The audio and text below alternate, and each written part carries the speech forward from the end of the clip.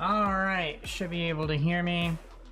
A lot has happened since the last time I was here. If you've been keeping up with my community posts that I sometimes make, you'll notice that there's been some updates and stuff.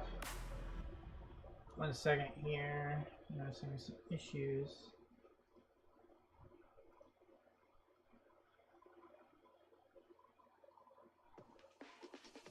That's not normal.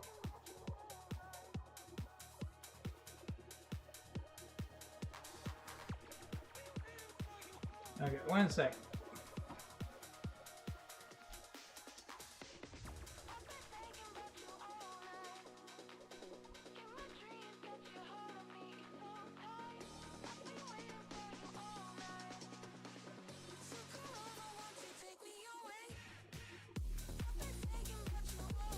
Hey Johnny, how's it going?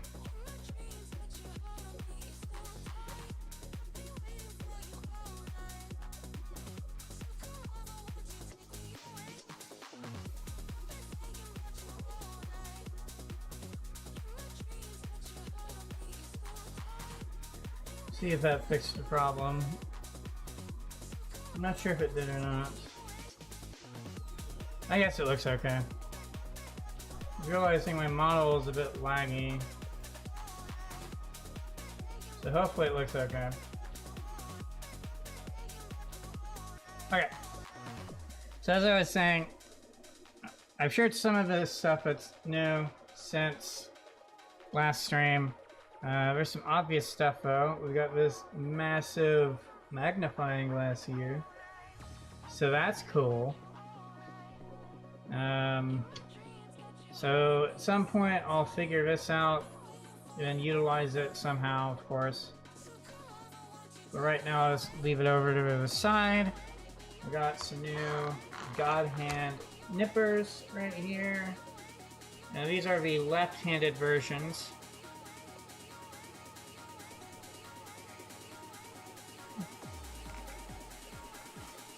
So it should be pretty interesting.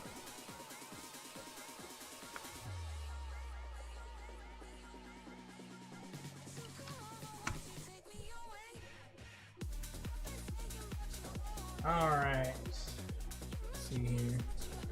So this is the original magnifying glass that I got to test. This is 10 times magnification, but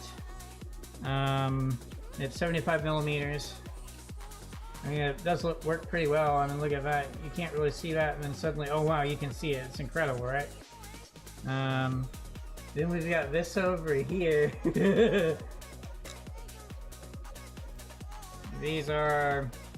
This is a, I forget how big this is, 110 millimeters, 130. It's close to double the size, but not quite, basically.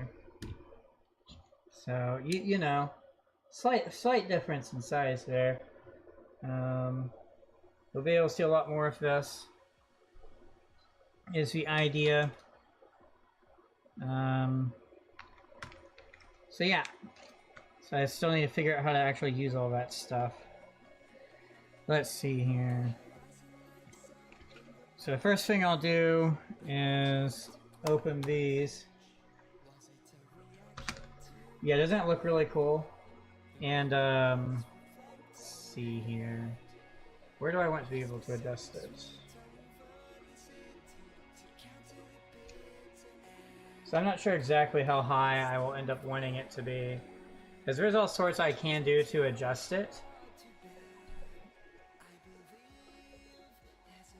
And obviously once you get it close to the camera itself, it starts looking really weird.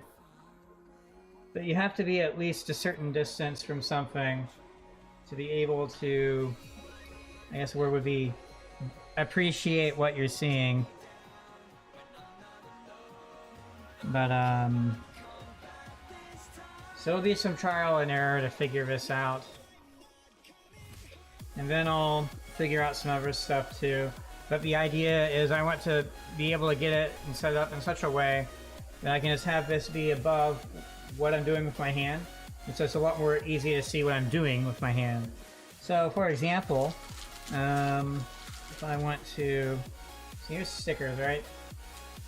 These are the stickers for the kit.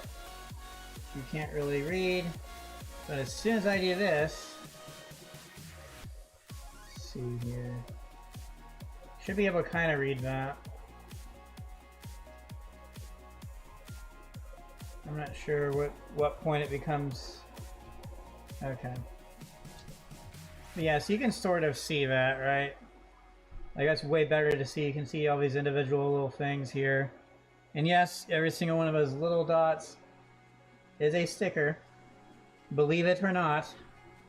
Now, obviously, I can physically put this closer. And then do that on top of it. Let's see here. I can't really get this to be any higher from it, but you get the idea. I can make this way bigger than it actually is. So the idea is to eventually be able to more easily show stuff. So for example, if I do that, you can sort of see that there is a photo etch sticker there. So I do this, it's a lot easier to see it, right? Like, you can clearly see it, there's something right there. If I do that, well, because of where they are, you can't really see them that well. But you can sort of tell there's sort of a sticker here and there. Right, so there's some more detail stuff that I can show off this way. But yeah, so again, it's just a basic 10X off of Amazon. I think this one was like 15 bucks or something. This one right here is like 8 bucks. These are both the exact same magnification. It's just that this one's like 130 millimeters. This one's 75. Now, I've actually got this mounted to the same thing my camera and microphone are mounted to. So I have this long magic clamp thing, and I've got one of the clamps holding it right here. And so there's another clamp that looks exactly like this, that's holding this entire contraption onto the stand itself. And then there's different points, so you can see right here, these are 2 points of adjustment. I have other points of adjustment.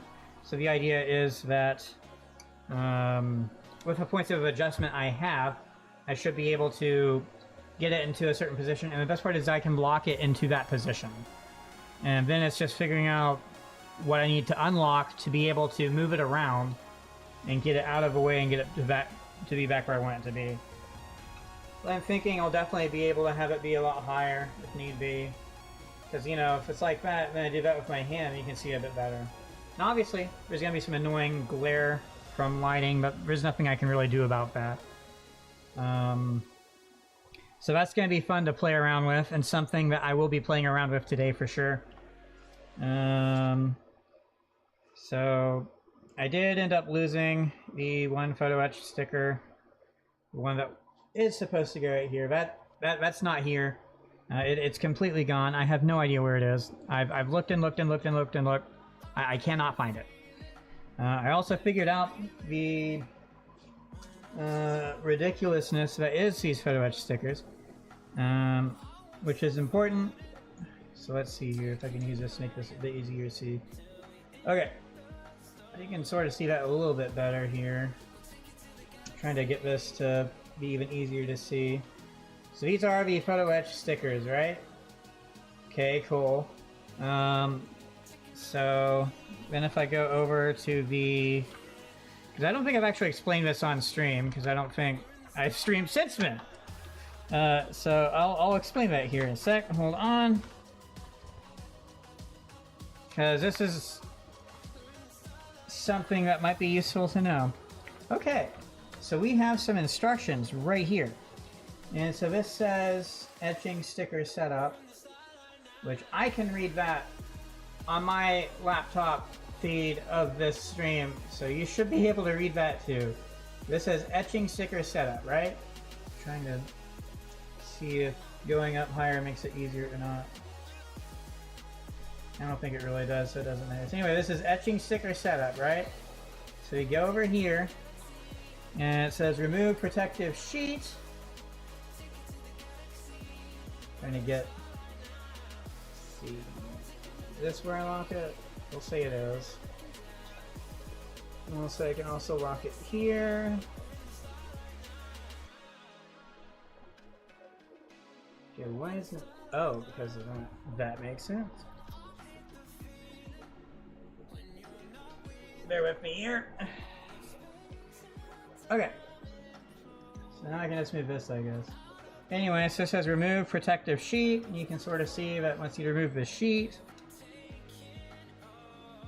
So it's showing there's a green sheet, then the protective sheet. So this is a green sheet side, right? So this is a protective sheet side. We're wanting you to remove a protective sheet, which means I want you to flip it upside down, right? And then over here it says slowly remove metal plate. So it's wanting you to quite literally remove the metal plate itself to leave all the photo etch stickers on it, right? Let's move all this stuff out of the way here. If I just leave that there, maybe I can pull this up a bit closer, make this even easier to see. Okay. So let me try something else here.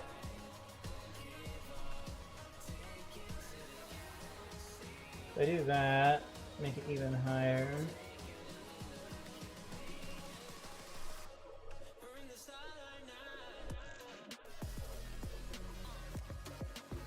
Okay, we'll pretend that this helps see it even better, right? Anyway, so it's quite literally wanting me to remove the metal sheet from that, right? And so then the photo etch stickers are on the green part. Okay. And then it's saying, when applying the stickers, compare them with the metal plate and check for numbers. So it's saying that the way they're shown, so the adhesive side faces back. Okay, so that was, yeah, okay, that's, I can see now how I got confused, but I also think this entire way of doing it is absolutely stupid. Anyway, so that should almost be readable now, and you can see what that says. So the point of confusion is right here where it says the adhesive side faces back. So what it's saying I should do is remove this part right here, right? Remove that, you know, woohoo. And then it's saying it wants me, let's see, can I adjust this? Tilt it this way a little bit. Well, it stay there. It kind of will. Okay, cool. Anyway, so it's saying to remove the plastic itself, right? And then remove the metal sheet, and then all you see are the stickers. The thing is, it's on this side where it says where all the numbering is. You can't really see because of how terrible this design is. Anyway, long story short, the side I thought was the side that faces you versus the side that goes directly onto the plastic was wrong. And because the way they do this is so confusing, it's beyond frustrating, and I really hate it. And so I got mixed up, and so I used one of the stickers wrong. And I've got it figured out, but in the process I lost the other sticker. So that's the long story short. Okay, so let me see about moving this out of the way.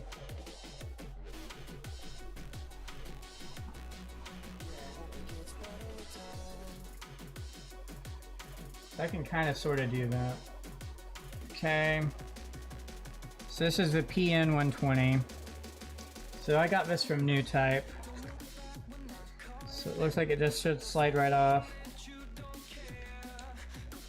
once you remove this staple. I don't like staples. Let's see if I can just encourage staple.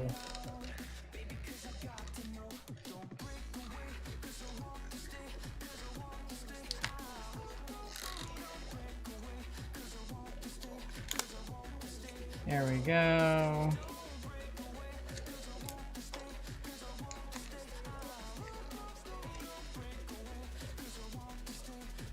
Oh. Now I'm even more confused. Let's pull it off this way then. There's the paper. Oh, cool. There's instructions inside. That's really cool. Okay. Good, good, good, good, good. That's all gonna be very important, I'm sure.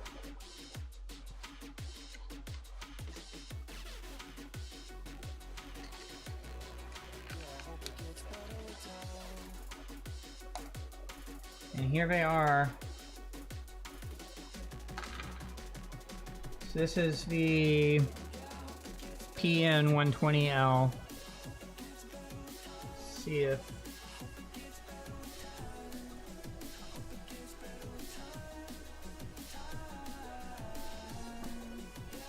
I loosen that. And we need to find something. Yeah, I'm not gonna be able to. One moment. I need something to adjust something. And I think it came with this kit. I just gotta find the box.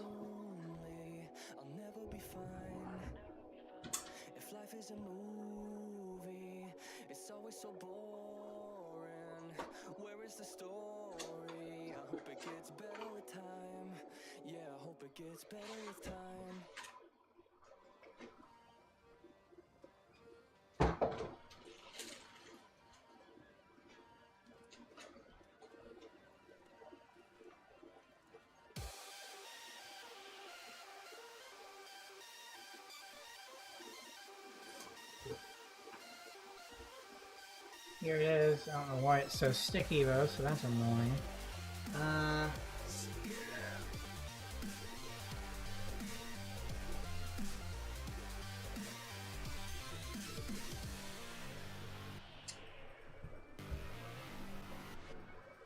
Okay. Get that to move. See if I can get this to show what it's actually saying. I guess not. Oh well. Yeah, I mean you can see better that it says GodHand, right? So that's cool at least.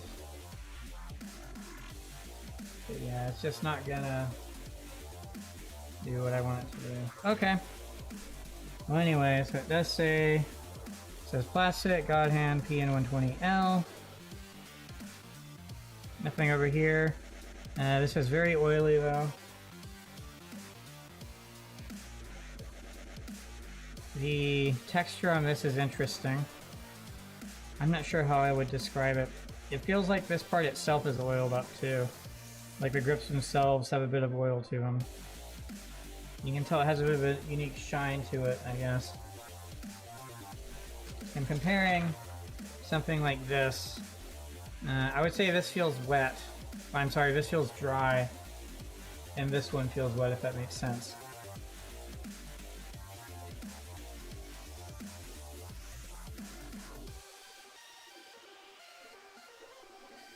Okay, so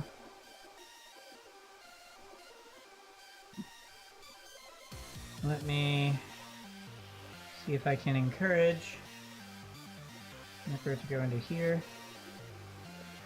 I can. Cool. That way I'm not putting oil on everything. Okay. Let me get my phone here to translate because I need to figure out what this is saying.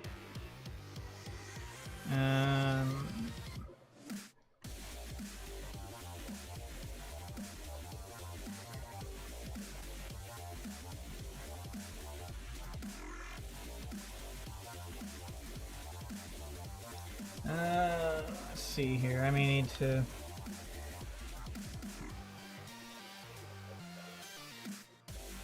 Cutting capacity, plastic up to 3 millimeters thick. Do not cut the hard runners of transparent or translucent PS material. It's so specifically designed for cutting gates and runners on plastic models. It can only cut PS, PP, ABS, and PE resins.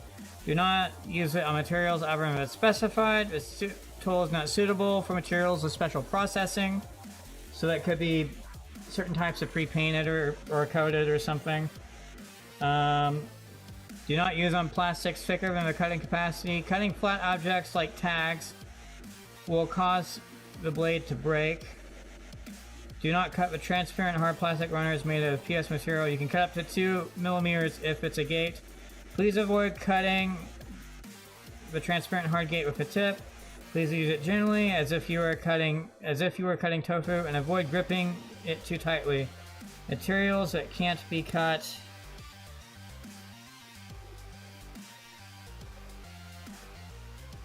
Never use unfolding material. Sheet material such as plastic sheets and tags. Part processing, dowel cutting, clear runner, gate okay. Cutting metal wires or other high hardness materials. Kits made from hard materials overseas. I'm not sure what overseas would mean in this case because this is from Japan. So I guess overseas would be like something made in America or China or whatever. Let's see what this says here. Notes on the specifications of the nippers. It employs a single edge structure, and due to its design, there is a step in the blade, see diagram. As a result, it tends to leave a slight residue on the gate. To cut everything without leaving any residue, please try the how to cut the gate completely method on the right. Over here, I think. Okay.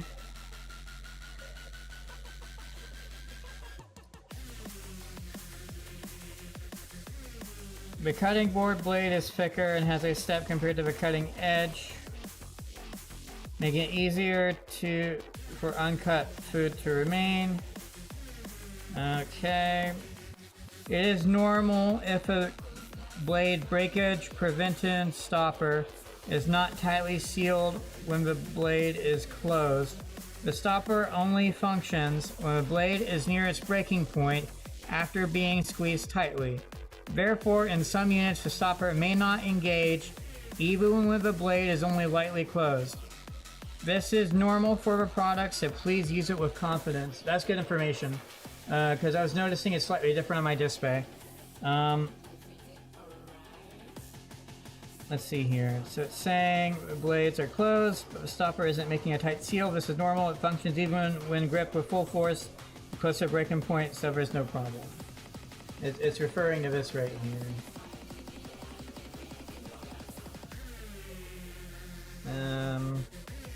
See what this says, the bottom here.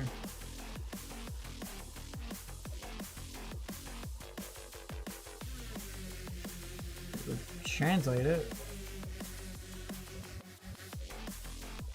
It has stopped translating. See if I can make it translate. About maintenance, remove any debris during and after use, cutting with debris remaining at the base or on the blades. Put stress on the blade and may cause it to break. Clean it thoroughly with a toothbrush or similar tool. Touch the blade with your fingers. Wipe off any fingerprints and apply oil. Sebum can cause mirror-like buildup, so be sure to wipe it off with a clean cloth. Apply lubricant such as sewing machine oil to the moving parts regularly. When lubrication performance deteriorates, looseness occurs, which can lead to blade breakage. After use, wipe the blade clean before storing it. Okay. Yeah. Alright. Let's see what it says over here. And I imagine some of this will be similar. Precautions when using wire cutters. When using the nippers, rather. Avoid using the tip of the blade. Avoid twisting the blade when cutting. Avoid cutting anything other than material that fit, the materials that fit within the blade's width. Okay. Let's see what this says. How to cut gates without leaving any traces. Cutting blade. If you understand the conditions and techniques, you can achieve a clean cut surface. So it says the gate, parts, the runner. Okay.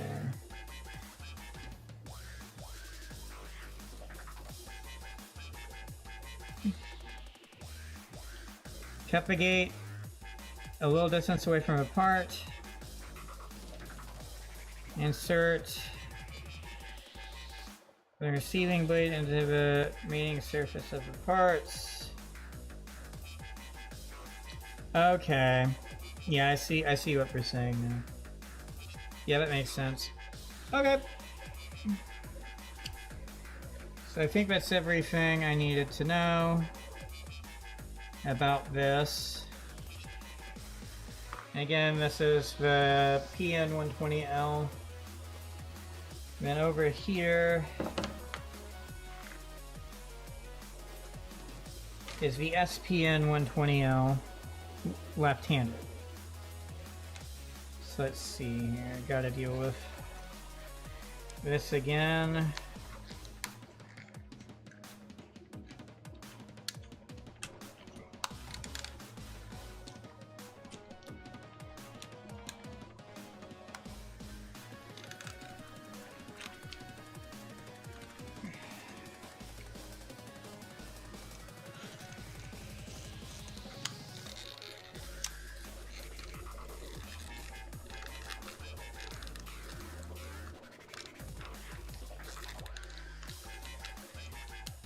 Come on, you.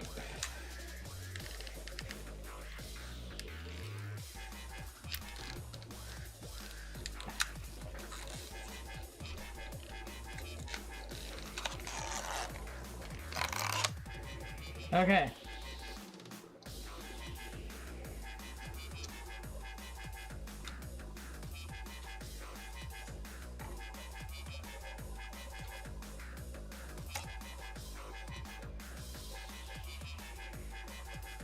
Here it is. The feeling on this is very similar.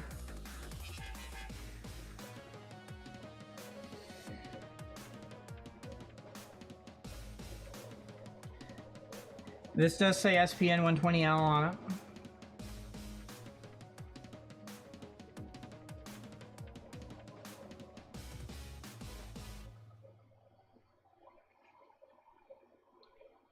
Let me see if I can encourage. Let's move to here. So there it is. Let's see here. Interesting. So this has the GodHand logo on it with the lightning bolt. I don't think I can get enough lighting on this to show that properly. That's annoying. Anyway, it has the GodHand logo with the thunderbolt on it over there, whereas this one has the calligraphy kanji with a thunderbolt.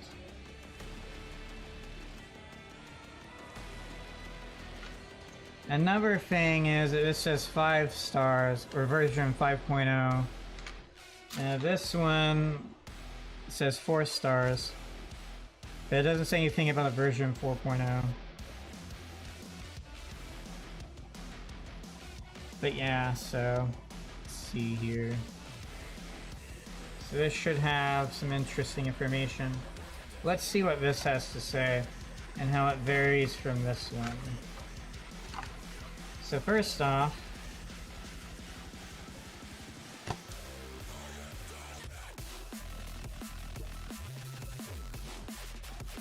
all this looks to be the same over here. The reason this is mirrored is because this is for the right-handed one. You can tell we just slapped a sticker on for it being left-handed. The writing's exactly the same, though. Just they use different pictures and stuff, which is totally fine. It does look like there's more writing up here, though. Okay. Let's see what that says then.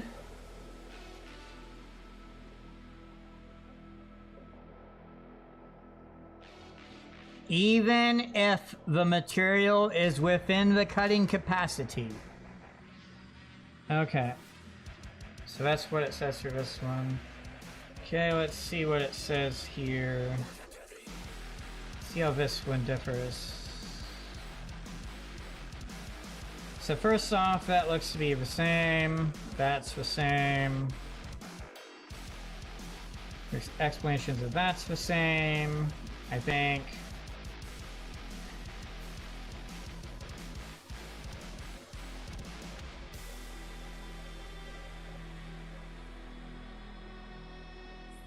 Okay, yep. Let's see here. Yeah, so this one is only 1 millimeter as opposed to 2 millimeters.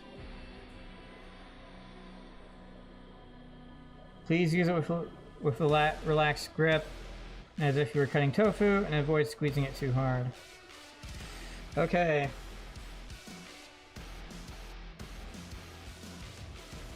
I think that's everything.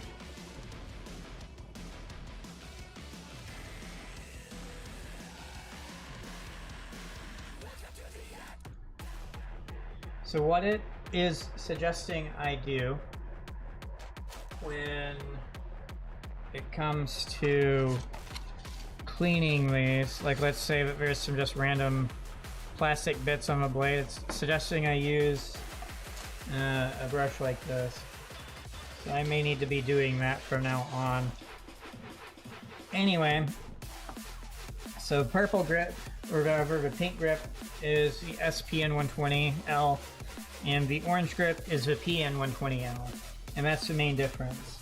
And the PN120L is supposed to be similar to the Display STA 3.0. So these two are supposed to be similar in durability and cut quality and stuff. And this, of course, is a step above that, but it's also, because it's so much thinner, a bit more fragile. So in reality, I may continue using this for some stuff when I don't want to, you know, be on the fun end of finding out. And of course, this will be used for removing all parts from stuff. I may eventually get, there's this thing you can get that, you know, you can hang all your different nippers on a rack type deal. So I may get something like that in the future. Let me do this. I will say the nipper cover for this is nicer. I do wish that there was a nipper cover for this, but whatever. Okay, so let me move this stuff out of the way here. There was some other stuff I got, so let me get to that here in a sec.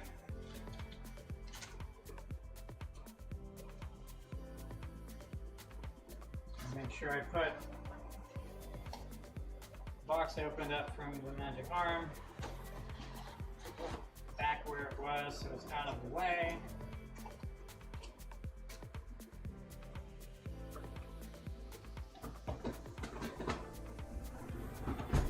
Okay. It really is two other things I bought to open up.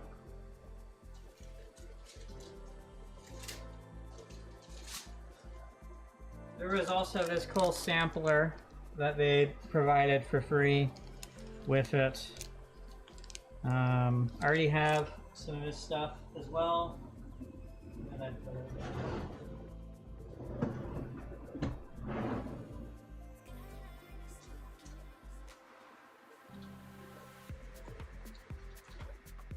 right here. So these are slightly different. This is what I already have, so this is what they handed me in a sample pack. So that's kind of cool.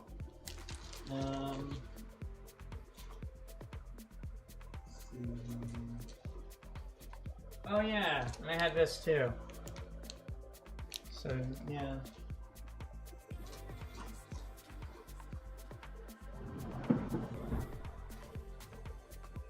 And since I didn't show it on stream I'll show them here now real quick. So this is a sticker that came with the new type order.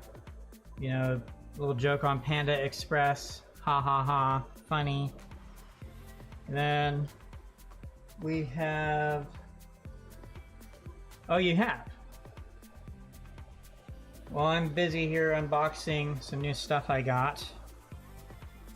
Here's this massive magnifying glass that I have for use on stream now. Isn't that cool? So I ordered this SPN 120L nipper from GodHand USA.store. And so these are these stickers that came with that. Those are pretty cool. As part of that order, I also got this bottle storage thingy. You can angle it and step it. So that's kind of cool. And then I got these tweezers, these fingertip tweezers. I saw a clip on Twitter or X where someone used these, and the grip strength on these is impressive. So I really wanted to have these.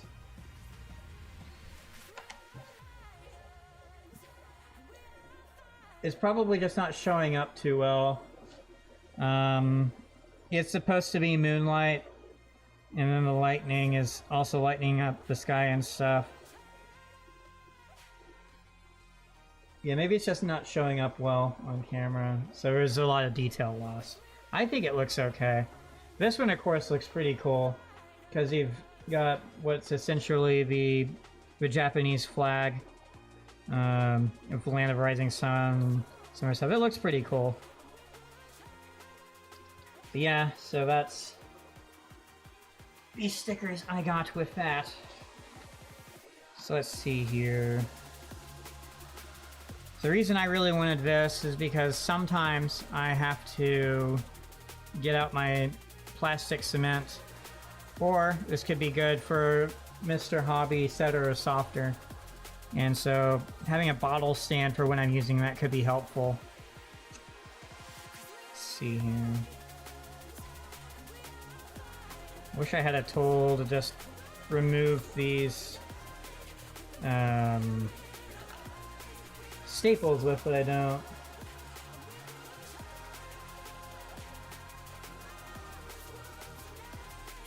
Oh, now that I have no idea. I didn't even pay close enough attention.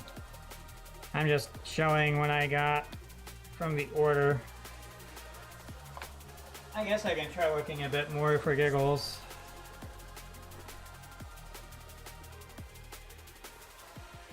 You're right about the clouds, at least.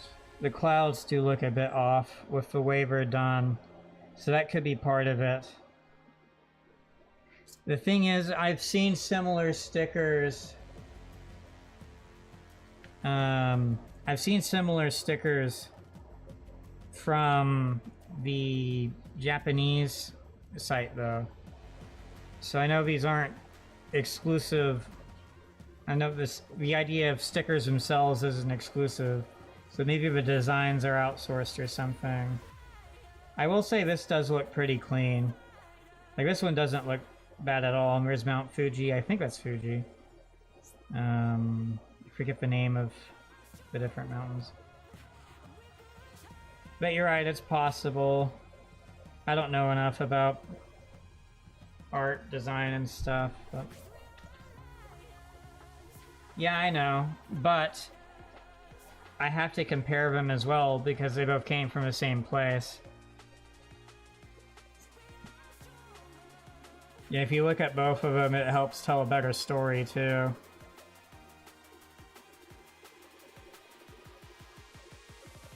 I don't know. It's weird to live in a day and age where such things like that have to be taken into consideration all the time. It's not fun. I will say this, though, I personally won't utilize AI for anything. And if anything I end up using happens to have been designed with AI, it will be me finding out when others do, and not in a deliberate use. And it will be immediately rectified should that ever occur. I don't like the idea of trying to replace humans for such things.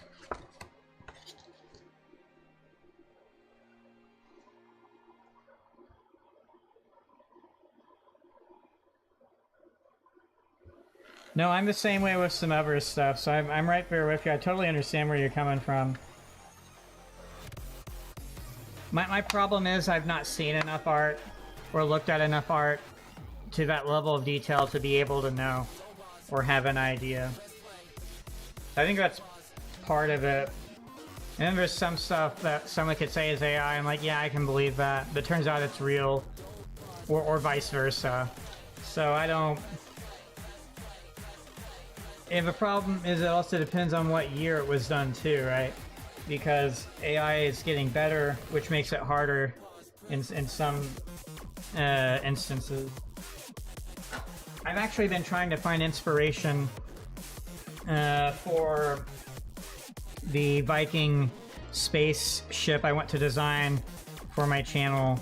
And so, you know, as one does, you Google Viking spaceship, and of course, you know, 75% or more of the image results are very obviously AI generated. And so at that point, instead of trying to decide or figure out which image is AI, I look at things which can't possibly be AI, because, you know, it's Timmy built this Viking spaceship out of Legos. Like, that can't be AI because it's literally Legos, and I can tell. So it's annoying trying to figure all that stuff out, because I want ideas of what a Viking spaceship looks like from what people have already done, but I don't want to like directly rip anything. There's this certain thing I'm trying to... So here's my problem, right? I don't have the mind to just create something out of nothing. I need things that I can reference, and then take tiny little things of each little thing that I find that I like, and then squish it all together into something that's my own. That's the sort of creativity I have when it comes to visual things like that. And so if I don't know what's possible, I'm not going to be able to come up with ideas, right? Because I have nothing to work with. I have no point of reference. And that's also part of a challenge, is to create something from nothing.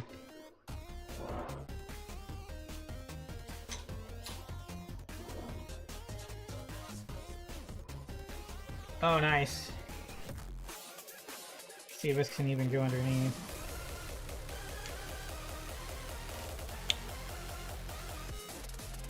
It can.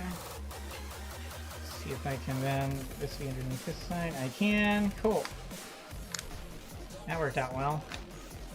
Haven't used this tool since I had to use epoxy clay on a Warhammer tank.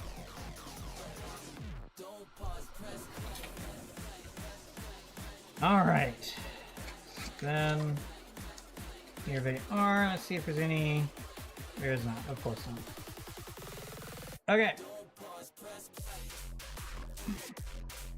So that's actually saying how to use it, so that's gonna be good. So here it is. Cool. What the? That was some weird sounds coming from this thing. What was that? It was like it was creaking and unlocking so where it could actually move. It has a very weird finish to it. I will say that. It feels really weird to me. It also has these scuff marks to it like it's been used before.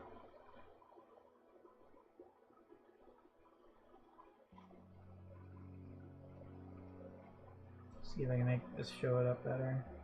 So you can see that sort of scuff mark there, and he's got another one over there. And one right there.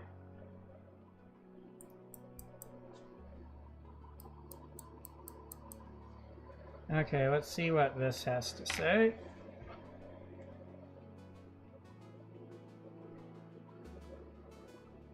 Just want to understand how to use things correctly before I mess around with them here. You can pinch things firmly with the same feeling as your fingertips. Even with a small clamping area, it will hold securely. Fingers and parts, short distance, easy control. places where force is applied, then close. Intended use for holding and inserting extremely small parts, for holding small work pieces. Let's see here. This tool is for holding small parts. Do not use it for any other purpose. Do not apply excessive force or strong impact. For safety reasons, please wear safety glasses. Aha, aha, aha. Okay, cool.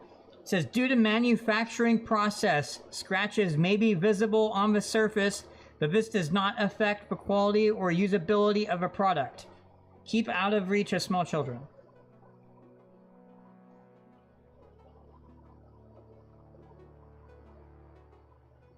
That's cool.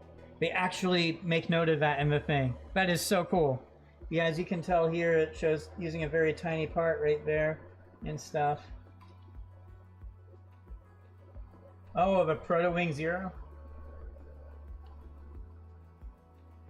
Yeah, that could be cool. You know, so I understand. So we're saying that these scratches and stuff is from a manufacturing. Okay, cool. Yeah, so this is supposed to be for holding and picking up really tiny parts. So for example, you can do that. Yeah, that's cool. Okay, so you know, if you've watched any videos of some higher profile content creator or whoever, you know, building model kits, you'll see them use like tiny tweezers and stuff. I've always struggled with those kinds of tweezers. This might be the thing I get to use or be comfortable using. So I'm definitely going to be trying this out. Okay, so let's see. I do want to try this out here. Let me find which bottle I want to put in.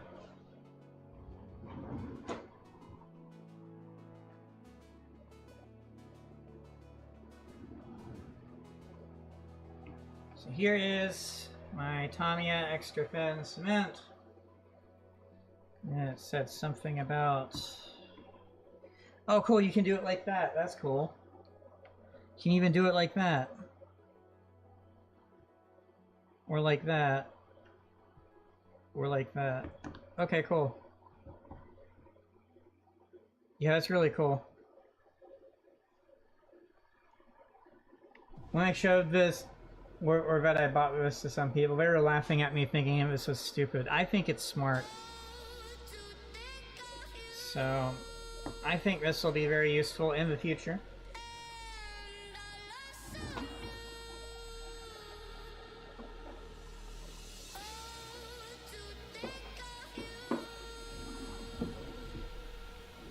And I'll go ahead and put this up here.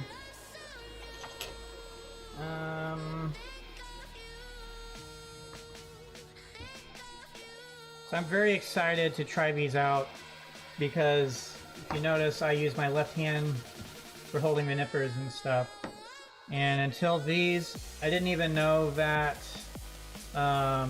left-handed nippers existed, right? Because I don't think we're even made. And apparently, I'm not sure how true this is because I've not actually looked into it, but apparently a left-hand version of the SPN 120 is very new, at least for availability inside the US. So that's cool too.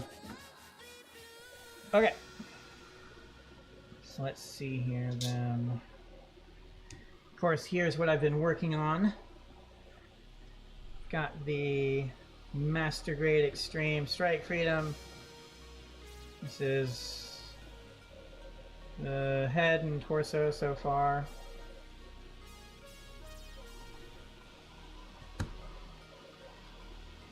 So let me get through here. I really don't know how to deal with undergates. Undergates aren't mentioned for the GodHand nipper, so that might be something I still use. Yeah, so I finished this right here, the chest frame. So I've gone all the way to up here. So we're onto the arm frames, basically. I believe I got out all the runners for this. Maybe not all of them. Well, I think I have. Okay. So let me see if I can try to move this out of the way a little bit better here.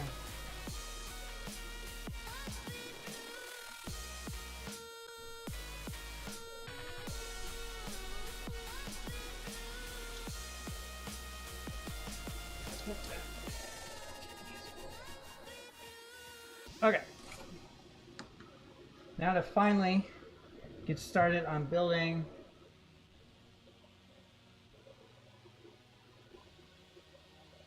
Oh, you own free copies of the same exact nipper? Interesting. So this is the very first nipper that I ever owned. The GodHand PNS 135.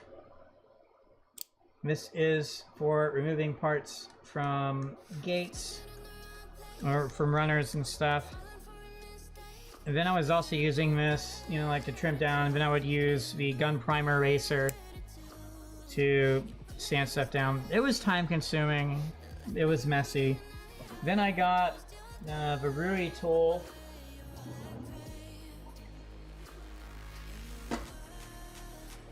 The Rui tool RM 1.0. The purple grip things. These are insane for under 20 bucks.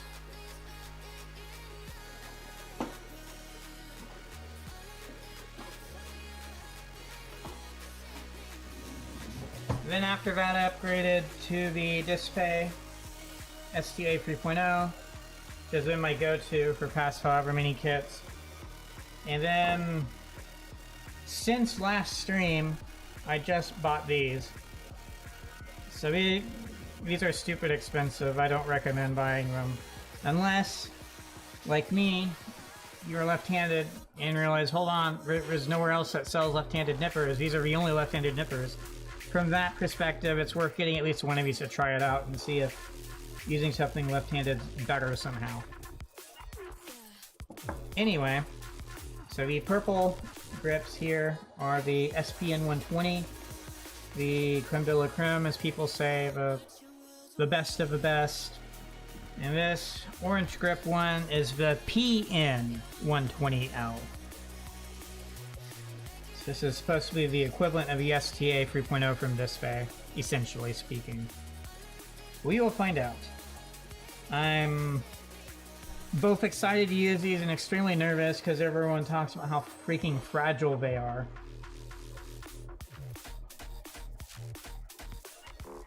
So Kotobukiya, I think it's still going on right now. And it's their Summer Fest Volume 2 sale thing going on. And they have one of the AZ line of 172 scale Zoids kits on sale. The, what was it? I forget what it's called, but I bought 2 of them. Let me find what it was called, because it's really cool.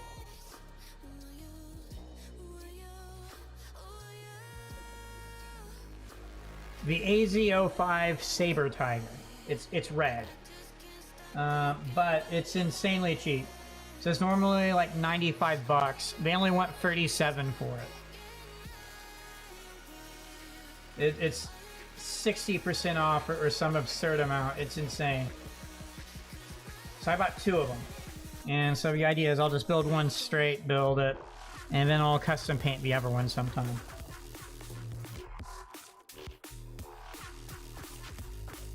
So next month, I plan to finally buy a spray booth and airbrush setup.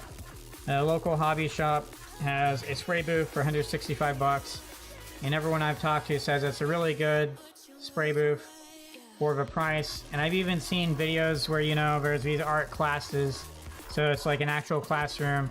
You'll see these portable spray booths on the tables and stuff in rows and whatever. And this is one of those types of designs, so it can fold up for storage and stuff. So that should be quite nice. And then all I have to do then is figure out the airbrush and compressor stuff. So I'd been eyeballing Galeri, however that's pronounced. They have a big announcement next month for a new flagship airbrush, as well as a big sale of like 35% off on their website. And so there's this entry-level thing that I was looking at getting. It's like 70 bucks. That's before any discounts. However, I was doing a bit more research and stuff and realizing that the threshold for better isn't as much as I thought it would be. And so the arguably best bang for buck compressor is this, I forget exactly what it's like, the AS187 or 182 type style thing. There's this company called TimberTech as well as some others that make it. One of them was on Amazon for like 87 bucks. It's far superior to most air compressors, and it has a tank on it, which will help a lot, whereas all the other compressors I've been looking at have no tank. So depending on the amount of airbrushing you'll be doing in a session, having the tank is helpful. And of course at that point you might as well just get an actual proper airbrush. So then I was looking at things such as the GSI Krios Procon, what is it, the 289. It's a 0.3 millimeter airbrush. I forget how much it is, like $112, $120. But that's including a hose and some other stuff. So that's something I'm eyeballing instead of a Galeri, but it depends on what Galeri announces and stuff as well, because the reality is it's an awkward time where I could benefit from something new that could be innovative, but there's also the risk involved with that versus getting something that's tried and true that you can get and just use forever. So I'm not sure yet which I want to do. And also there's the thing of, if I go true entry level, yeah, I can get stuff now and have it all set up. But then once I've bought the better stuff, if I decide to buy better stuff, then it ultimately costs more money, even if it's spread out over more time. So again, I'm not so sure. Because getting a compressor and airbrush for cheaper than what's arguably the best compressor, even if it's only $87, you know, it's a huge difference. Oh, nice.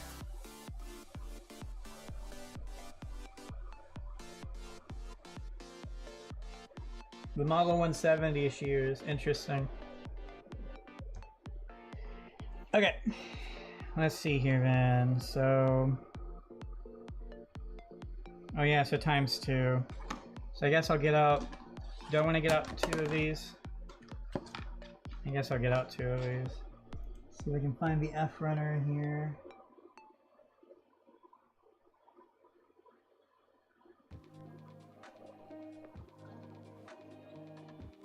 Is this the F runner?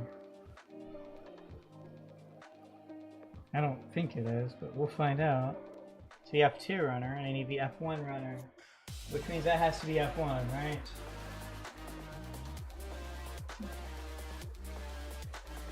No, it's just never the F2.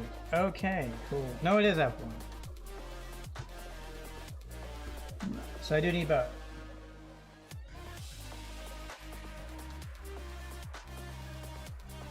Alright.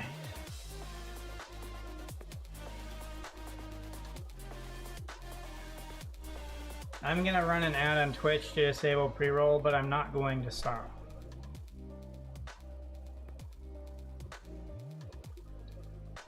Okay. So it wants 25, 25. They have actually. I've had a few people come in here who said they were complete beginners looking to buy their very first kit. And so they were looking for recommendations, specifically Gundam kits, specifically high-grade kits. And so I was recommending stuff like the high-grade Calibarn from The Witch from Mercury. If there's a particular thing you're looking for, there's a possibility I can have a recommendation. I've not... this is what, my 38th kit I've built, or I'm building, so I won't claim to know everything. But within a handful of types, I do know a little bit. I have, of course, also been recommended kits by other people. And I try to keep track of some of that in my Discord server.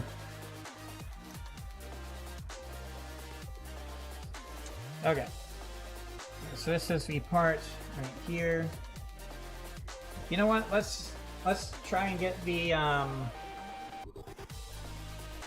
let's get the magnifying glass involved here. See if I can get the magnifying glass involved.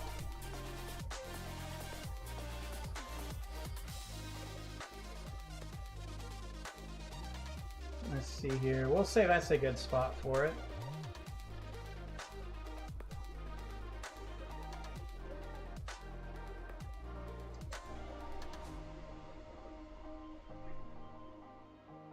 Alright, so I'm going to attempt to clear parts out under this so it's more easy to see. Again, there's some annoying stuff from lights that I can't really make hide.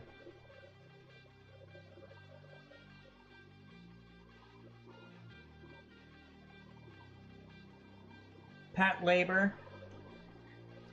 Yeah, that's the newest real grade that just came out. So this is 25 right here. So you notice I cut away from it. So the flat side is away from the part. That's to reduce stress and also increase the amount of runner I deal with later. There's one part done.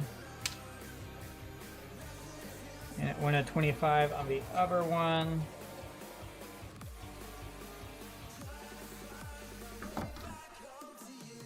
So I've built a few real grade kits so far, 2 or 3 of them.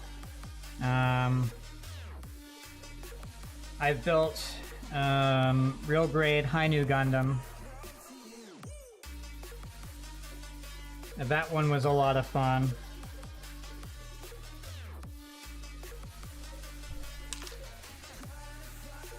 It's a really good kit. I've also built real grade Wing Gundam.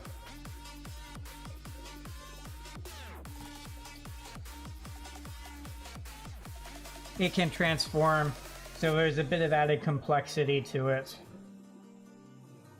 I would recommend avoiding either or any of the Unicorn Gundam real grade kits. I would also avoid real grade Zeta Gundam.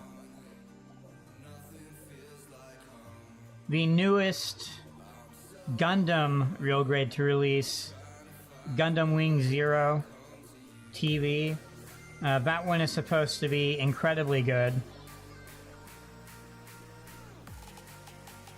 One thing to keep in mind with real grade kits, specifically the Gundam real grades, is that one thing you're getting with the experience is assembly of the inner frame, and depending on which era you're getting the real grade from, sort of determines what that experience will be like. There's this, I forget exactly what it's called, but there's this system or type of inner frame that is used on a lot of the early real grade kits, and has also been reintroduced on some of the newer real grade kits, and some people don't really like that.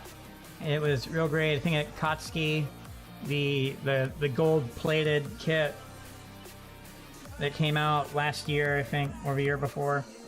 Some people don't like the inner frame used on that kit because it's one of those older inner frames that there's some things about it that they don't like I forget what it is about it because I've not built any of those types of kits yet, but that's just something to keep in mind. Alright, so that's that done. Let's go ahead and get all the F parts out. So F127. This part right here. So another fun thing about removing parts from runners is sometimes it'll tear off of it and you have to sort of decide which one to remove it from first. And that one seems to work pretty well. I really wish I could deal with the glare on that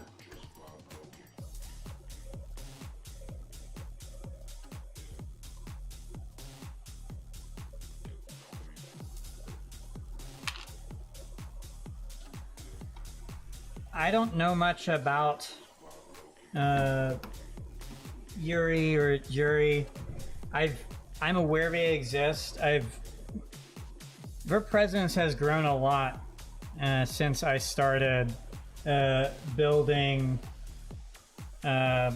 stuff on Handcam, and it's been interesting to, as an outside observer, see that growth. I believe I saw a little bit of an unboxing video. They had gotten some what do you call it? Not a loot box, but essentially a loot box where you buy this box and it has all sorts of different things in it, and what's in it is random and not guaranteed, but you pay a fixed price for it. I think they got it from USA Gundam store, and they were opening that in the video, and it was a video, not like a VOD of a live stream or anything. And then there's this other video. I forget what they were doing in it, but they had gotten some kits from Hobby Lobby, and so I was commenting on Hobby Lobby, or that I too got a bunch of kits. I think they had found High New Gundam. I think they had found real great High New Gundam at Hobby Lobby or something like that. So I was commenting on that, and boy, were the comments getting very toxic, just hating on Hobby Lobby and stuff. And that's one of the reasons I made the rant I did in one of my Q&A things for the sort of Handcam anniversary I put out earlier this year. Because I think this hobby is for everyone, and where you buy a kit from should not have any bearing on whether or not you have a right to be part of this community. You know, in this plastic model kit community.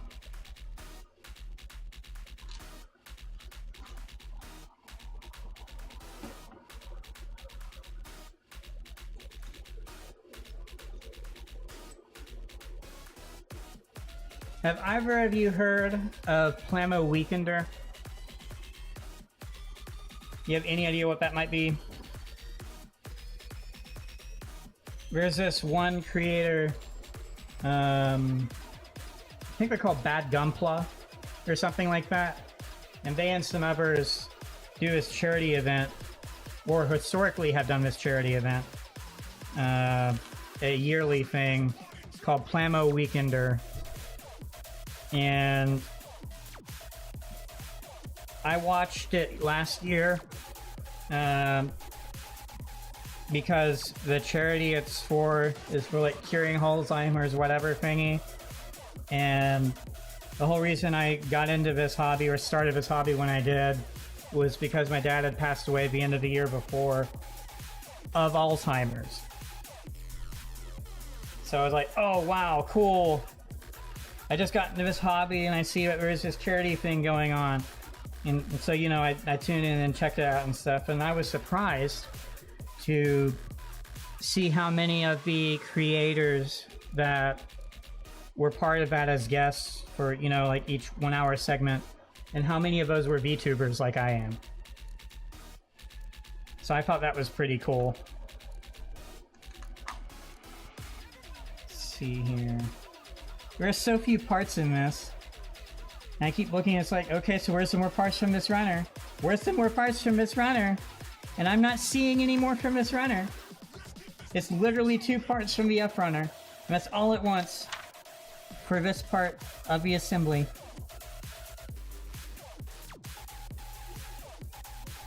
Yeah, speaking of real grade Zeta, I've got that in my backlog. Hobby Lobby had a bunch of them. Have had a bunch of them for the past month and a half now or so. So I have one of those to build at some point. I doubt I'm gonna bother trying to transform it though.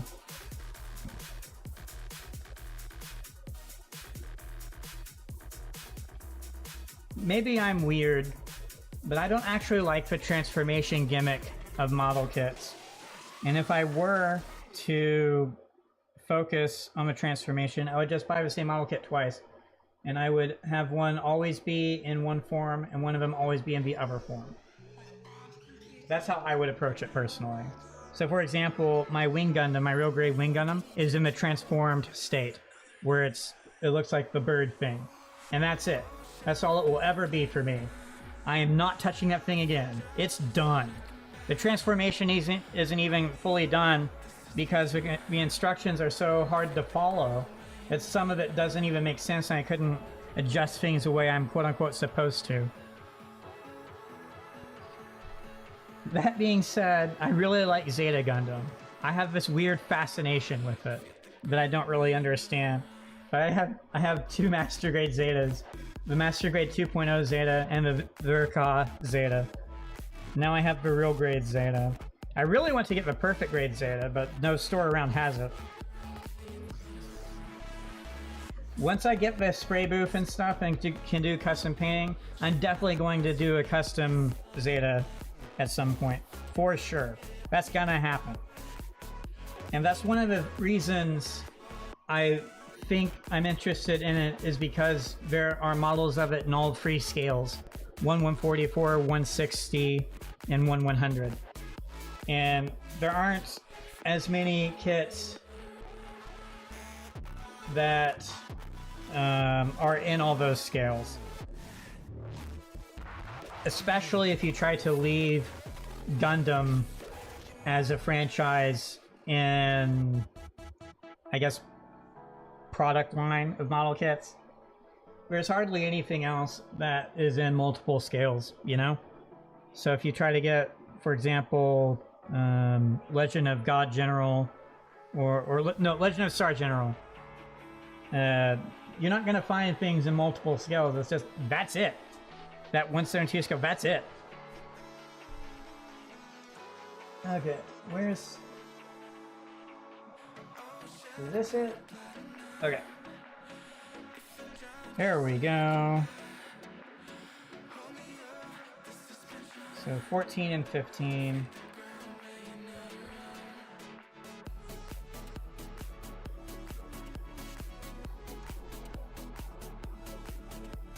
Oh, you did? That's pretty cool.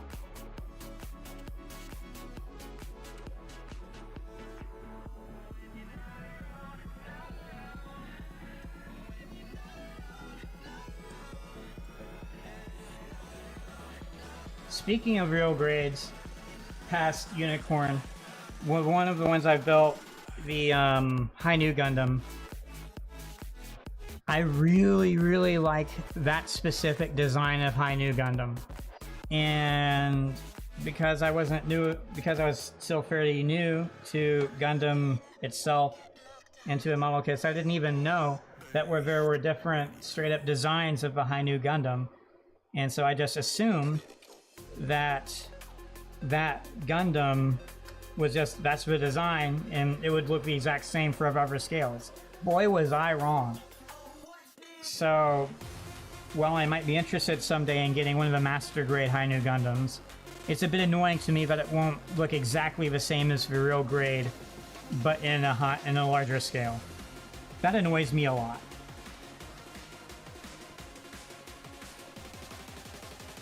See here.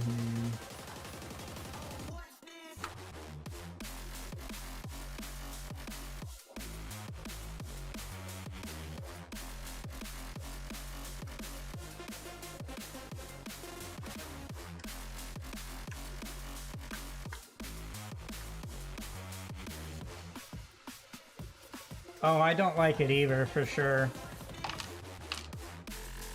For me, it's just being toxic, and it's passive-aggressive gatekeeping. It's basically saying, I'm better than you because I don't buy kits from that place. And it's also saying that, oh, you aren't a true part of this community because you buy kits from there. That's a load of bull. It doesn't work that way. Hey, Cotton, how's it going?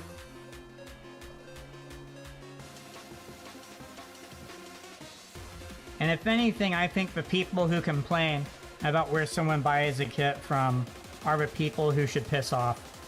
They're the ones who don't belong as part of a community, and they sure as heck don't speak for the community. Where's the parts at? Needs G16. There it is. As massive as this magnifier is, it still feels incredibly small, which is hilarious.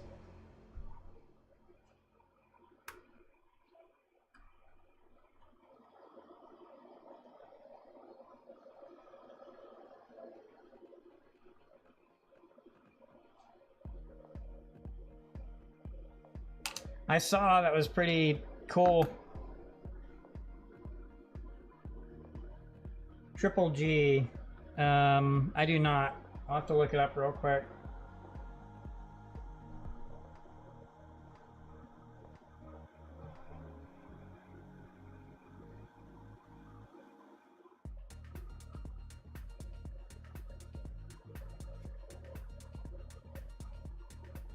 Are you referring to the G-Free Gundam? The RX-78 free G-Free?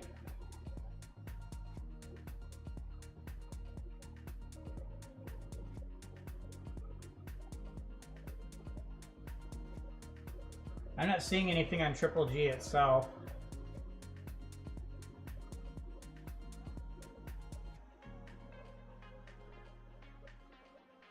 Which GodHand did you get again?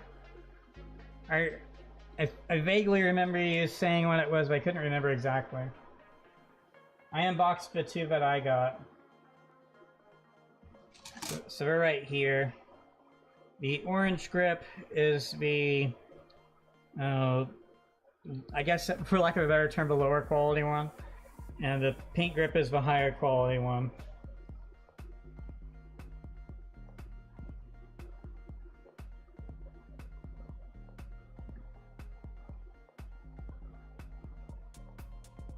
Oh, you got the SPN-120.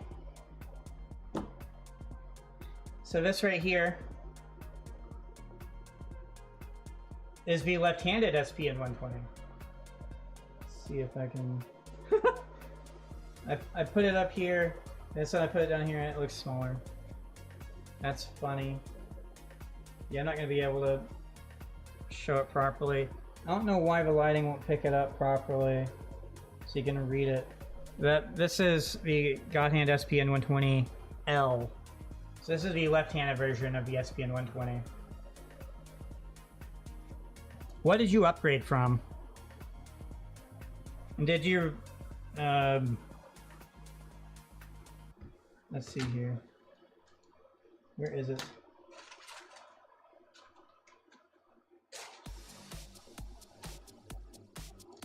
So this is the PN-120L. That's the orange grip ones. And this is the left-handed version of the SPN-120L.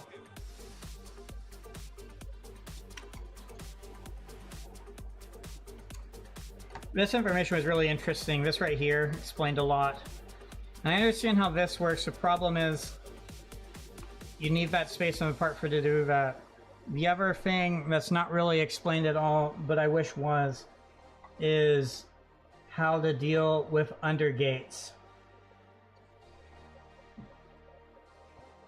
Either way, I'm just very concerned about the durability of the SPN-120, so I'm not sure how I'll use it exactly.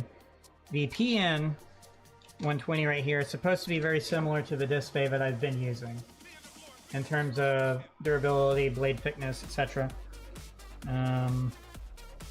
But we'll see.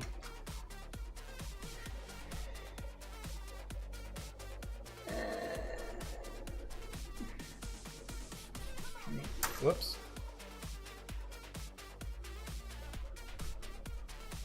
I wish this was magnetic. That would solve a lot of issues. It might also create new ones. Anyway, so I'm messing around with my magnifying glass here, trying to remove parts. So I need G11 and 10.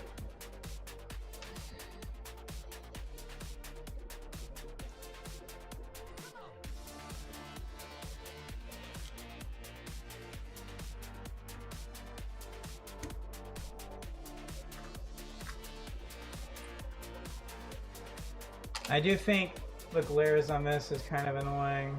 At the same time, I don't know how I would fix it, you know? Like, I can sort of... So that glare at the bottom is from over my head, right? So I could sort of maybe... If I could add something right there, maybe fix that. But then it's going to add some sort of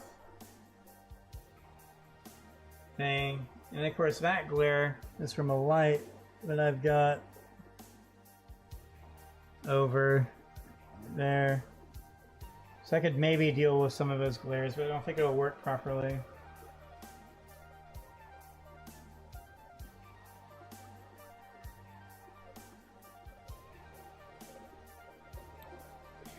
Oh, have you had issues with a G11 part before?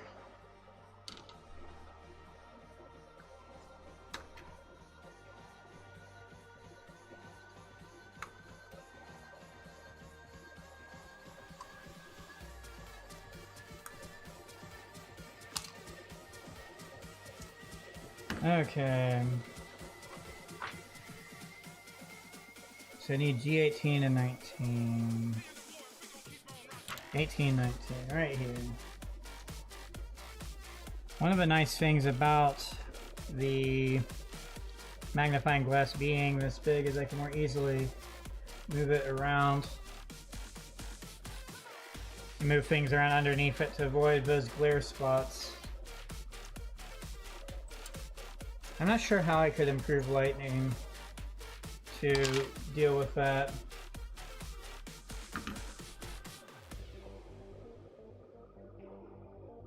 So maybe it's my accent or something.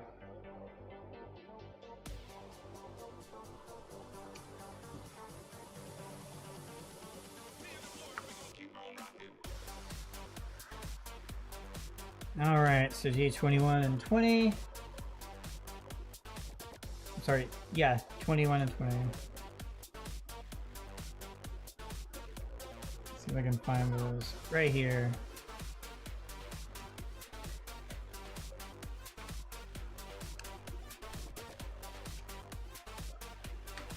I'm slowly getting used to positioning things properly under the magnifying glass. It'll take time. Does this look okay so far, though? I mean, is it better than not having a magnifying glass?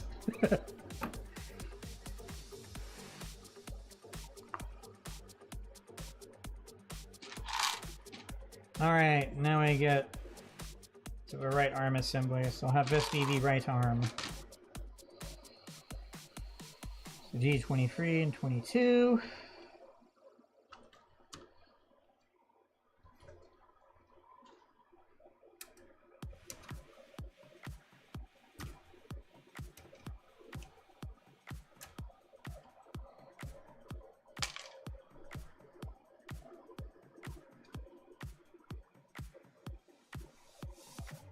I do like how big this magnifying glass is. Oh, you weren't here earlier, so I'll show you real quick. So this is the new magnifying glass, right? This is the old one. And it's hard to tell, this is the exact same height. So I'm not fudging anything to make it look even smaller. Like this is... Yeah, so that's... So this smaller one is supposed to be 75 millimeters. And this big one is 130 millimeters. So definitely bigger.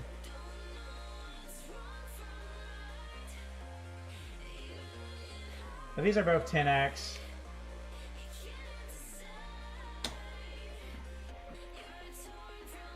I'm still wondering if there might be a way to fix that glare.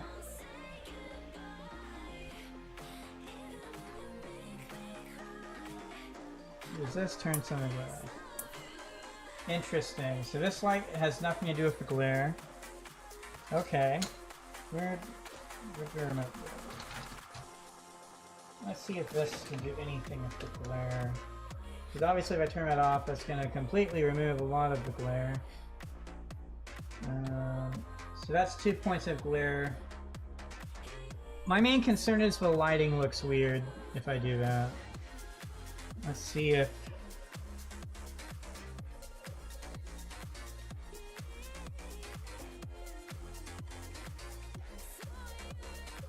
That's full brightness. Okay, so it doesn't matter how bright I make it. It's just always gonna... Okay. So maybe when I use the magnifying glass, I'll turn that off. Because look at that. Look at how much coverage you have now, whereas that... It's too much, right? So I think I can do that. I don't think I can fix that, though. I could maybe put something there. I actually might be able to fix it. Hold on. Because it's one of those mounts that I can just mount something to, right? So I have a mount that I can mount to it, which might be able to block that out.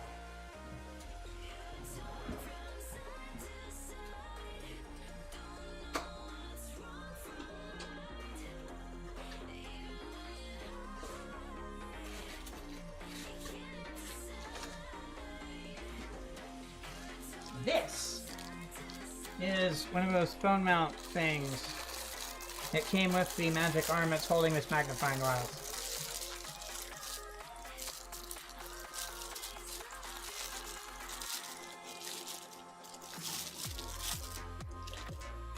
Okay.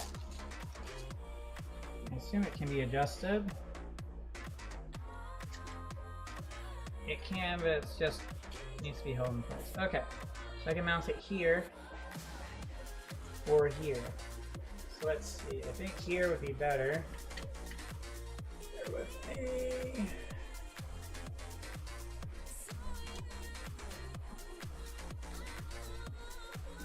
That's now mounted. So now, let's see here. Now let's see if I can move it in such a way that fixes what is being blocked. It's so close, hold on. No! I thought that was it. Maybe it's not out far enough. Maybe that's what it is. Well, if it's not out far enough, I'm not going to be able to do anything about it.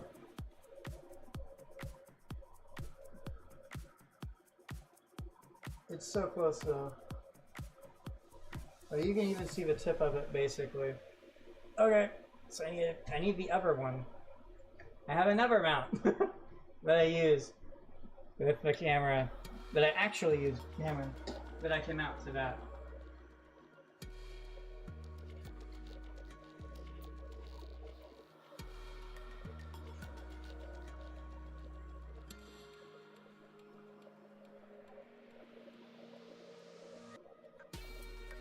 And if I want to be extra certain it works, I can even find an old phone to mount on this. So here's the mount I actually use. Whenever you see my unboxing or model kit showcase, I've got my phone mounted to this. So this will definitely be tall or move far out enough.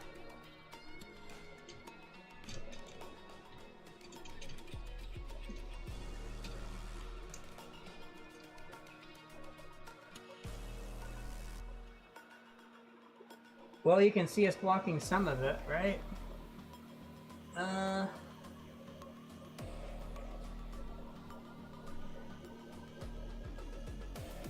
What's that? Mouse blocking none of it. Okay. Well, that helps me get an idea of where it might be.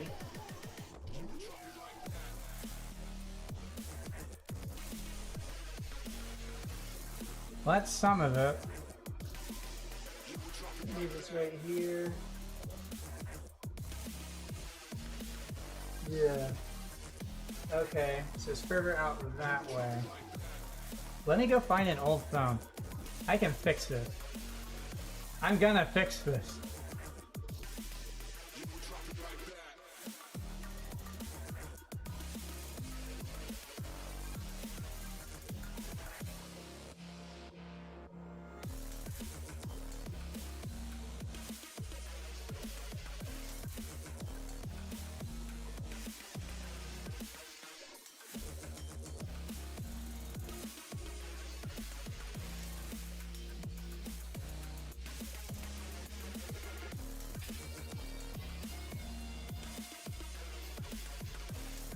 Okay, here is an old phone.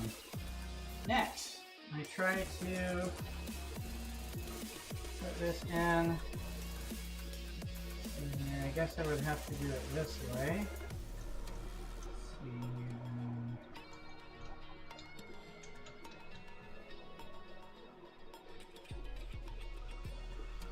see. Feels so stupid.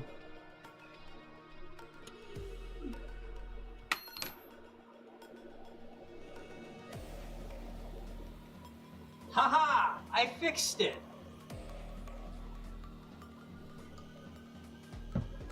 Now there's no glare. Except for that one tiny little thing of glare. What's that from, I wonder? Could it be from this? No. Interesting. What could it be from? Oh, that's funny. That's really funny. Watch this. But you'll never guess what that's from. It's from the light on my webcam. That tiny little dot is from the light on my webcam, indicating that it's on. I can fix that too. With this.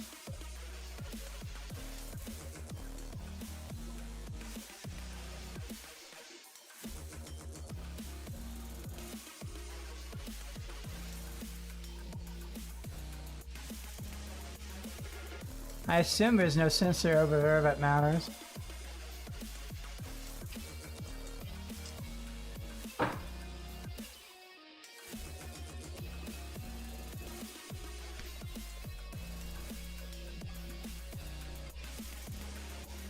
Did that fix it? Is that still there? Is that still it? Okay, it's not.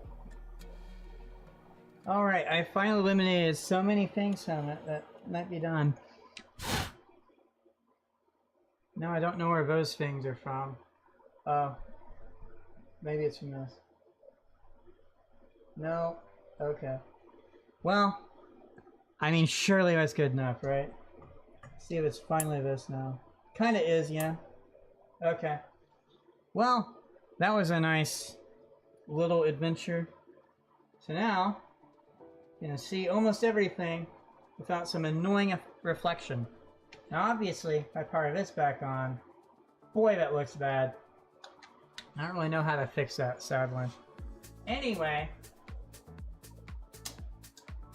I can go back to what I was doing now, and at least for while I use the magnifying glass, you can actually see everything in the magnifying glass and not massive glare everywhere, which I think is a huge improvement.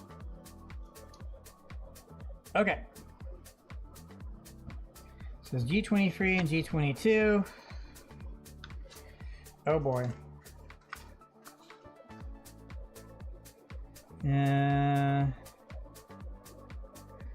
So this is for the static hands, and I'm going to do something crazy and ignore the static hands. Okay. So I think that's all the parts from this runner.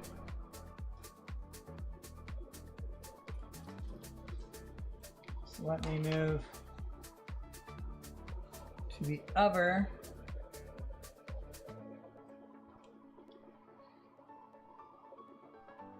And let me try to get out all of these parts again. I wish the magnifying glass was bigger. It was really hard to find one even this big, by the way. We don't really make magnifying glasses that are bigger than this.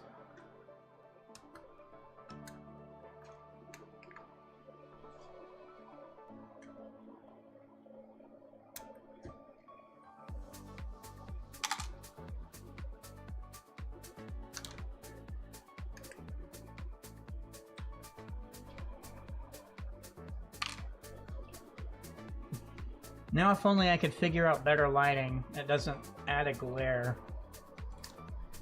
Oh well. I think the way this is positioned helps, right? So if I had something similar on the other side, maybe it would help. I don't know. Oh well.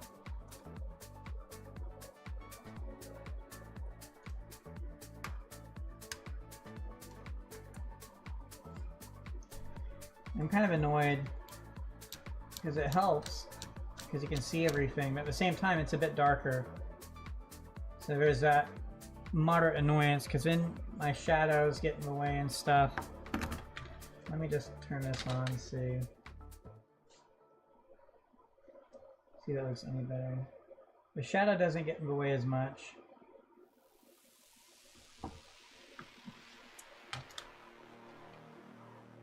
The thing is, this being on at all, like no matter what I do, it's just going to be terrible, right?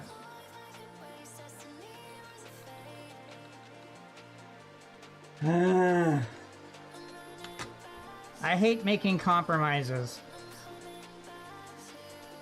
I just want to show it and make it look good. And not have to deal with compromises of, oh, you can make it look better, then you lose good lighting or all this other stuff. Like, why can't I just make it all be perfect? Why can't that be an option? It should be an option. It should be possible.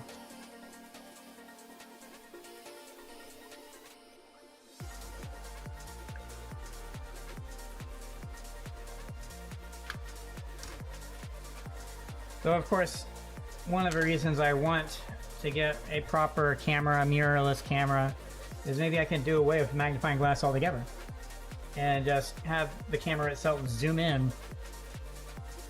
Of course, then you need an expensive camera and an expensive lens, and suddenly you've spent $1,600.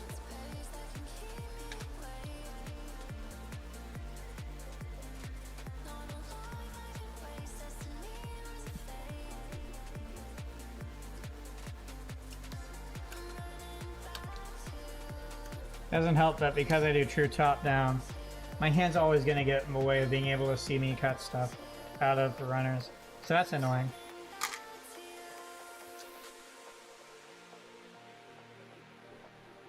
I believe I need these.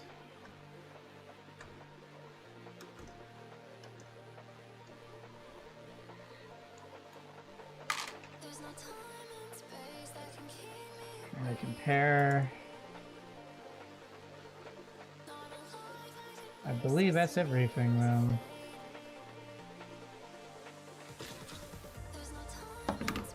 Okay. So is FG, need B. I believe this is B. Shiny. B16 and 17.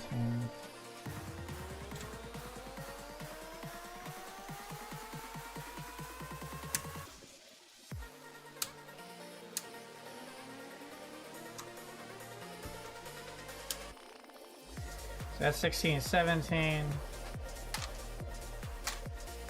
Let's do the same thing again.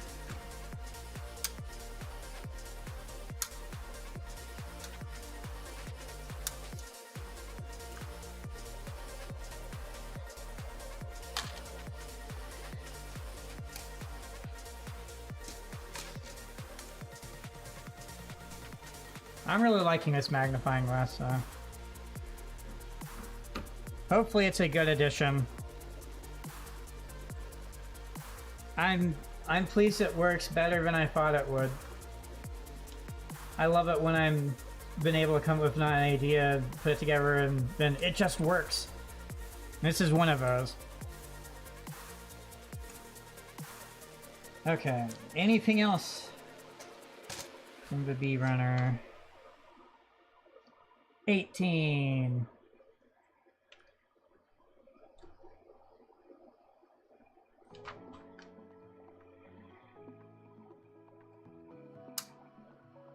I hate some of the way these parts are held on, because you know as soon as you cut that, it's just gonna fall right off.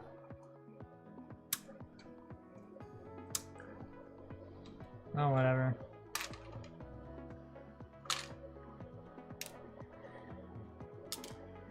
Okay.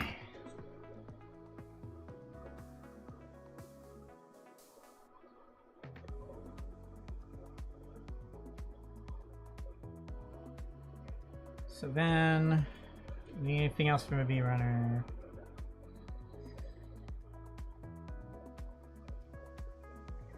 It doesn't look like it.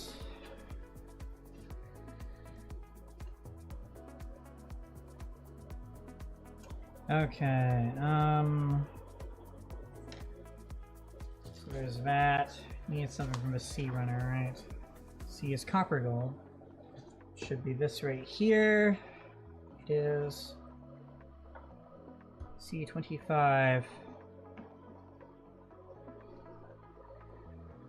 Right here. These two parts.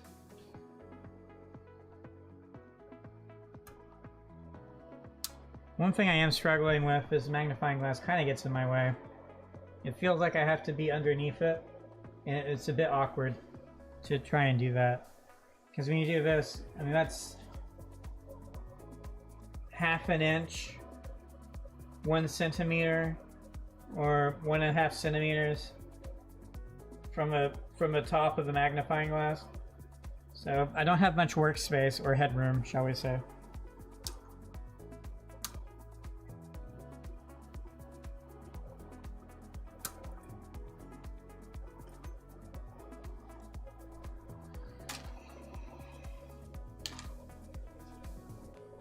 But for the better visual it gives, I mean, I think it's worth it.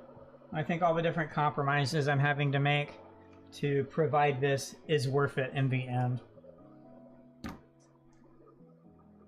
And over time, as I get used to it, it'll be better. And let's not forget the more obvious thing. I can zoom in with my webcam. If I want this to be even bigger, I can make it bigger.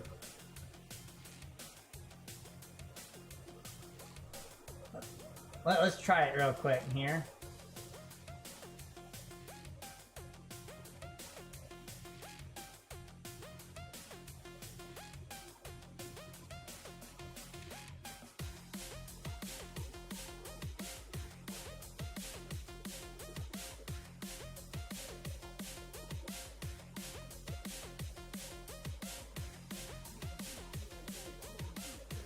Okay, I'm gonna leave it there for right now.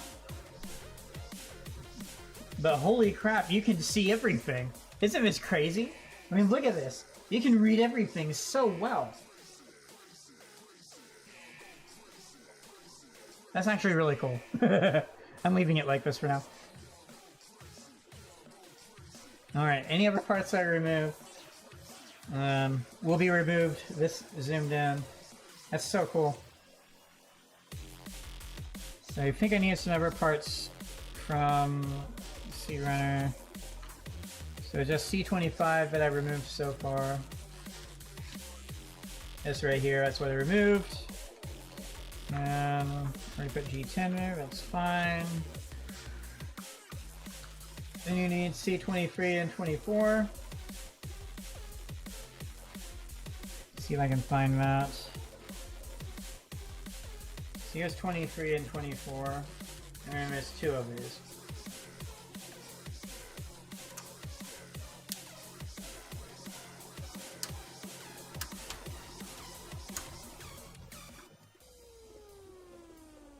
So that should be 1x, 23 and 24.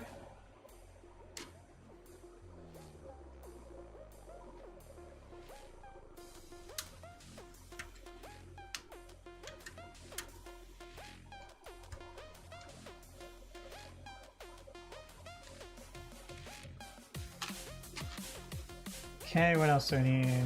C22. Which is right here.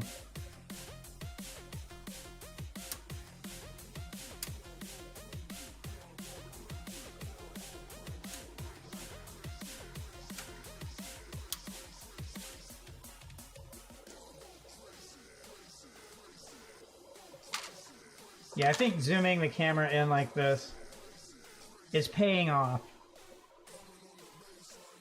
Now it looks even better.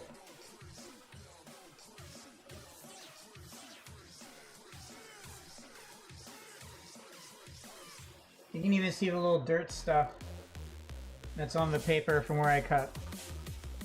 Oh, that's so cool. You can see that fine. That's so cool. And it's just tiny little specks of stuff from where I trimmed. I gotta do it. Let's see what this looks like. It still looks terrible. Cool.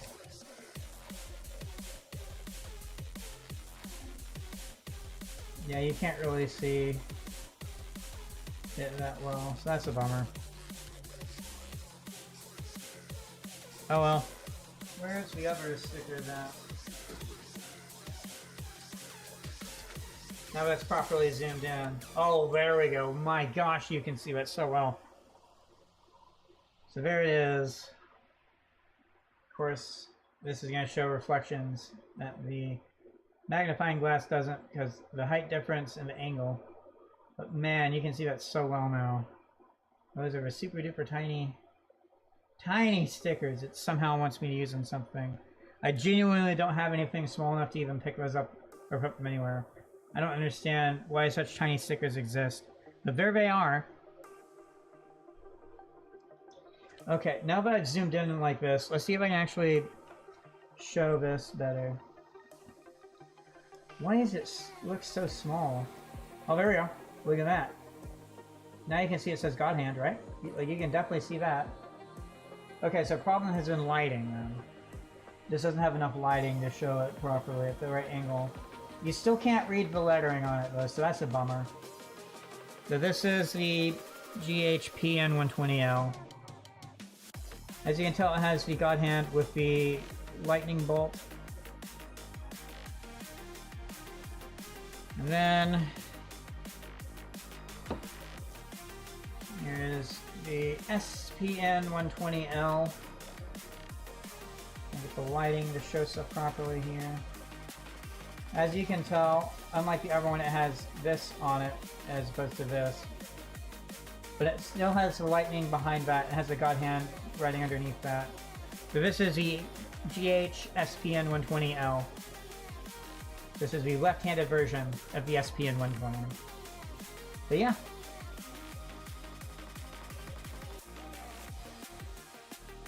Yeah, this is way cooler. Being able to just zoom in like that. Now if only I could make a hotkey for it to zoom in like this. That would make it even cooler. It's interesting you see some color distortion at the end. This black border is becoming blue. It's definitely black. As you can tell as I go up here, you can see these lines, like I was getting to get that curved parallax effect or whatever. Anyway, so I believe it was all the C parts. The next is one part from the D runner, D9. So let's find that then. Is this the D runner? It's E1. D is white gold. Okay, that's fair. See if I can find that one. Might be over here actually. Well damn, I found it. If you're wondering my VTuber model is just going like crazy, this may surprise you, but the magnifying glass is kind of sort of blocking the view. I'm not really sure how to... Let's see if this fixes it. Bear with me here. Well, we'll see if that fixes it. I have changed slightly where the camera is. The problem is if I move somewhere else, it's just gonna immediately drop out. Anyway, well, we'll see if that's slightly better. Okay. So this is VD runner, as it says, and it wants D9. Does, yep, also uses D9. Okay, yep, so it just uses all the same stuff. Okay, cool. So it should be 2x D9. So R, it's these right here.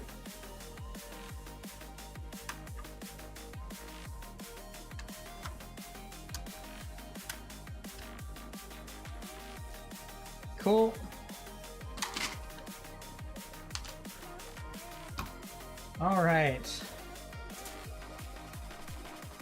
This is an incredible addition to the stream. This magnifying glass was a great idea.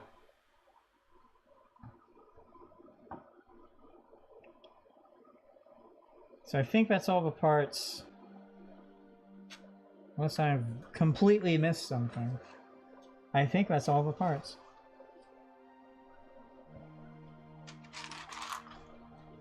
So here's one of them, here's the other one. I think that's the same. Looks the same to me. Like I said, I'm just going to leave the view like this so you can see hardly anything else beyond what's here. But for everything else I do, it should be nice. So that means I'll have to... I guess I'll have to do this. This is the thing I put the nubs into, and I'll have to see if I can do that properly. Oh.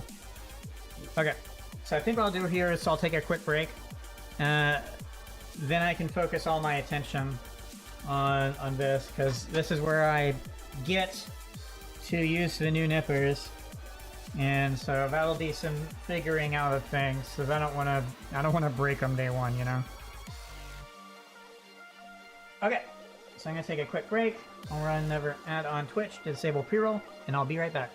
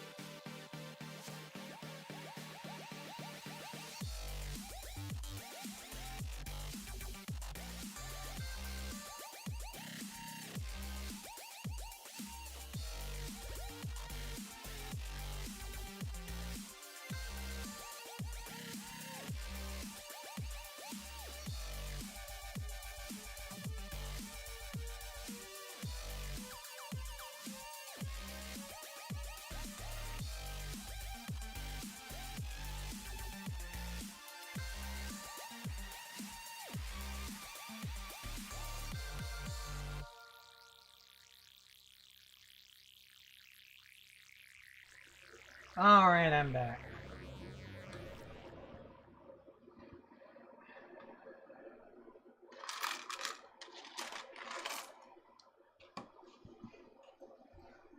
So I guess you can sort of see that.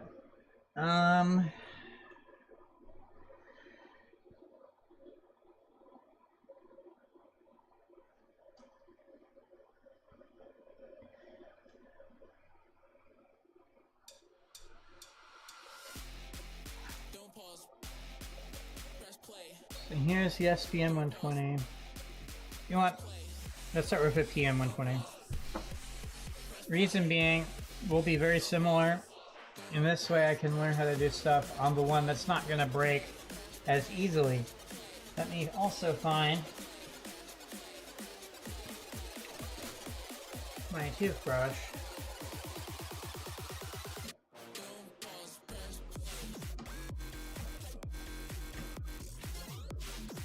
Because it wants me to not use my fingers. So we'll use this toothbrush here.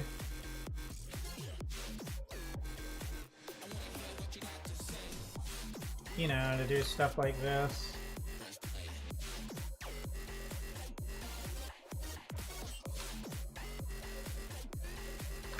It wants me to use a toothbrush between these out. So remember, the orange grip is the PN120S or the GHPN120L, whatever. Okay, and this is very oiled up. Like on the back, all I see is oil. Not sure how well that will show up. But lots of oil. So I have to be very careful not to set this down on something. It'll just mess things up. Yeah, so this is supposed to be good for left-handed use. So now for a really stupid question. Thing I have to figure out. I assume you hold it like this, right? And not like this. But maybe I've been holding them wrong all along. I don't know. This is how I would hold it, right? So you can decide which side is the blade.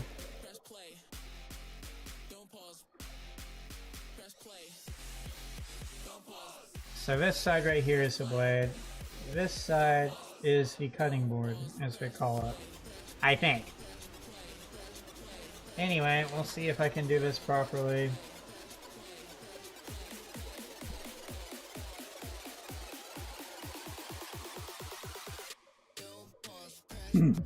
What was that? It just cut stupid easy, no resistance whatsoever. What the heck? Oh, it's attempting to just do that. Okay. So then, of course, we have this undergate we gotta deal with. That's now gone. It's definitely still there. Then it's saying it wants me to do this. Maybe I should have this over to the right. I'm going to be using my right hand for now. Okay, and so that's one of those done.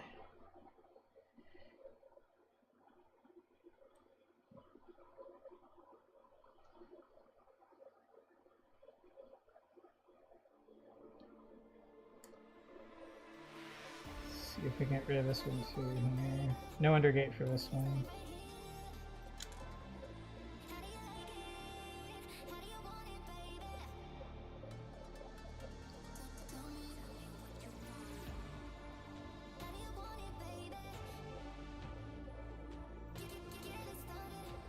I would argue this right here is already better than the STA 3.0, which, to be fair, this is also... How much more money is it? 15 bucks more or so?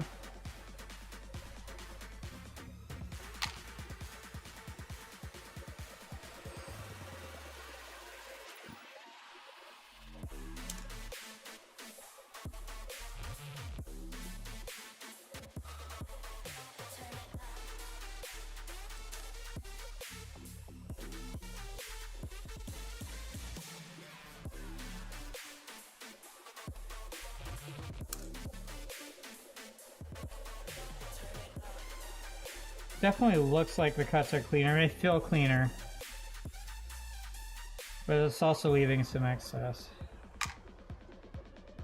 Okay, that was 2 cuts. Forever, 2 parts. With the PN120. Alright, let's try the SPN120.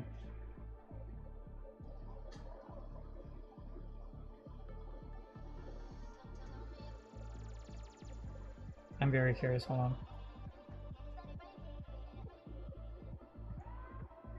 Okay, you can see the difference already, right?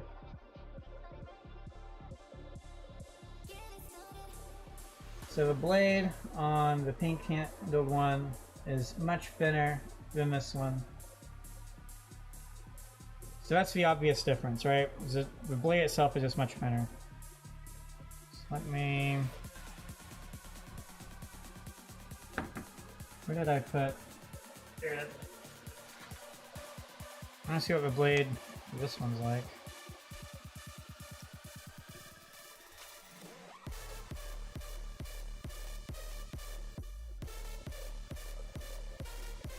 Interesting. So the blade on the PN120 is slightly... Oh! Well, it would help if you're actually comparing it to the correct side. Okay, so it's a bit... So the SCA 3.0 is a bit thicker, or thinner, rather.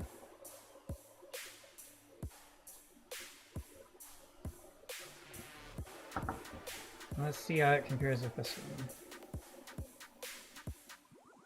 Yeah, the SPM 120 is definitely a bit thinner. Okay, so in terms of thickness is concerned, this is thicker than this, which gives me hope. Okay, now that I have followed that train of thought to its conclusion, I can properly answer that question. Who would you say is your top 3 favorite Gundams, mobile suits of all time? My personal favorites are GP01 Full Burner, God Gundam, and Gundam Exia. Those are pretty cool. So I really, really like the Death Scythe Gundam. I'm not sure specifically which version of Death Scythe I like the most from Wing Gundam, but I like all of them. The Death Scythe from Endless Waltz, the movie was pretty good as well. I just really like the design of it having this sort of drape or mantle cloak thing that can expand to turn into wings. I think that's really cool. The version on Premium Bandai with the Rowsette, the back unit, also looks really cool. I want to own that kit someday. And of course, I just like scythes in general. So that's the main reason I like Death Scythe, is because it has the scythe. And the pilot to Death Scythe is also pretty cool from the anime and stuff. So that's definitely one of my favorites for sure. I really, really, really like the design of the High Nu Gundam, but specifically the real grade High Nu Gundam. And I understand better now that there isn't really any other High Nu Gundam that looks exactly like the one from the real grade, so it's not directly something you would see in one of the shows or the comics or whatever, which is a bit of a bummer.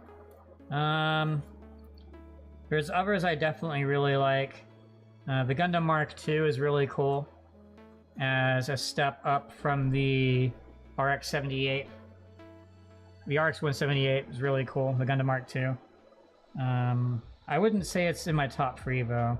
I do really like Strike Freedom a lot. Of course, I'm building Master Grade Extreme Strike Freedom right now. Another one I really like is Zeta Gundam. I don't know why, I just like it. I've actually got more Zeta Gundam kits than any other kit right now. Well, I guess, yeah, as far as what I have built, I have more Zeta Gundams than any other kit. And lastly, I guess Unicorn Gundams. It's a cool idea and concept. at the same time, I sort of feel like as far as model kits are concerned, there's way too much unicorn to go around, you know what I'm saying?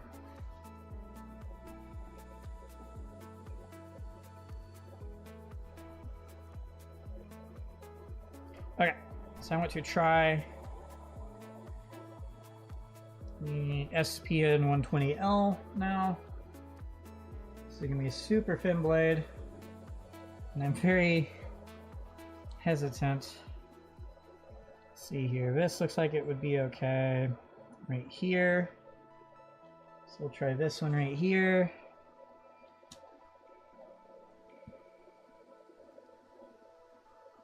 Wabam.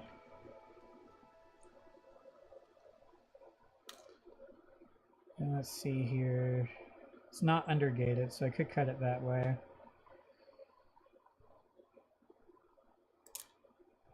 There we go. I still think I'll have to end up using a hobby knife. Okay, we'll try this one right here. It is undergated, so that should be interesting too.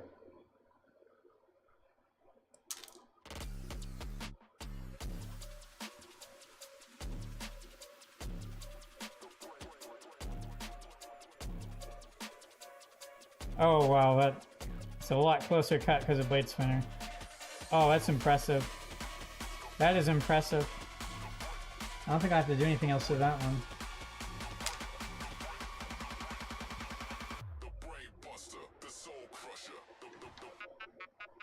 Alright, let's try this part here.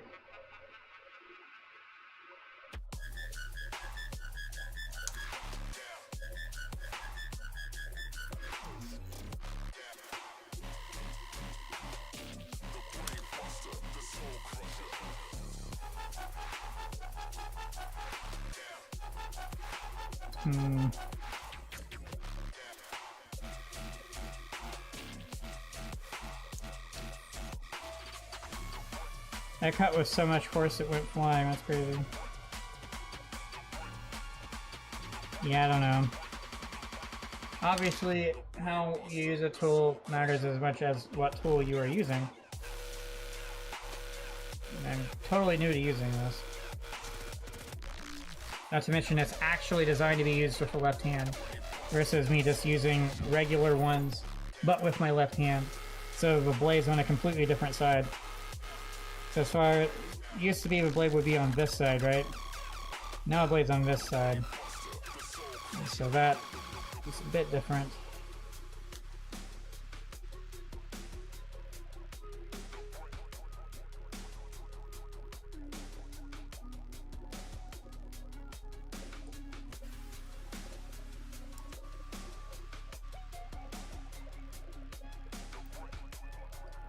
Yeah, I don't know.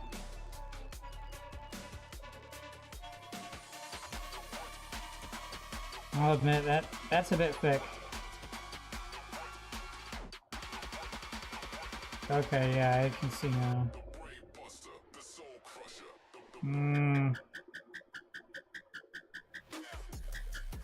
Let's use a different nipper. It's easy to forget how small these blades actually are.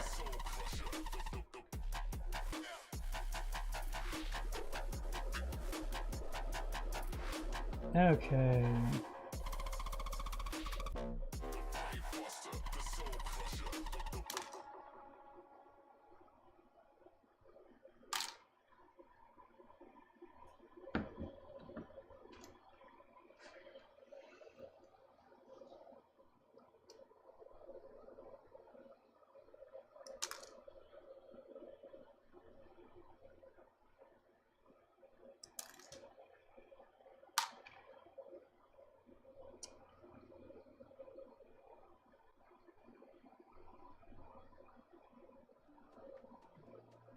I don't know. So I think what I've understood so far is that the thickness of what you're cutting matters, but it also matters where you're cutting it from in terms of this. You don't want to cut anything near here. You always want to cut closer to here if possible. So the further in you can go, the better it will be.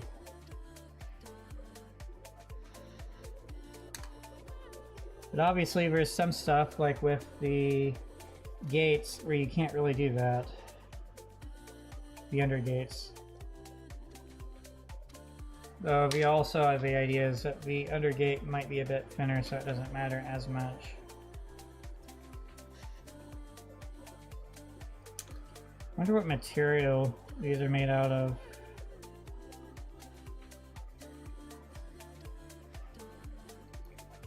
Is that something I need to remove? I can't tell. Well, considering it fell right off, it should be fine.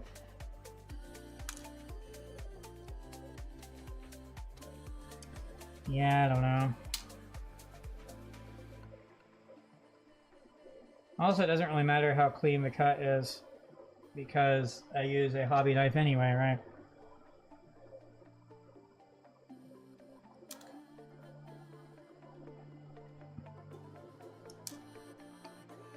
I don't know, something about the way this cuts, it does feel like you're just cutting through butter. It's very interesting.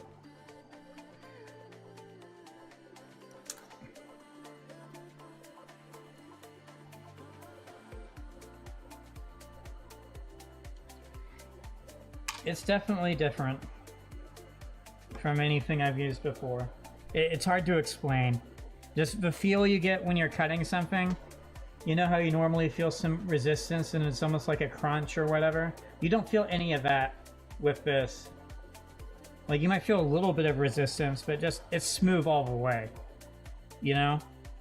Like, it feels consistent from the time you press against it and stuff. Very consistent. Let's see, I'm not sure which way is thinner. Yeah.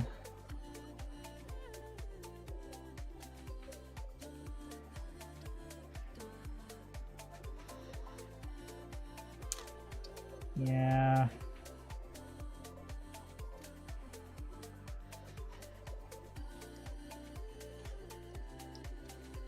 Sometimes it just feels like we're a bit too big.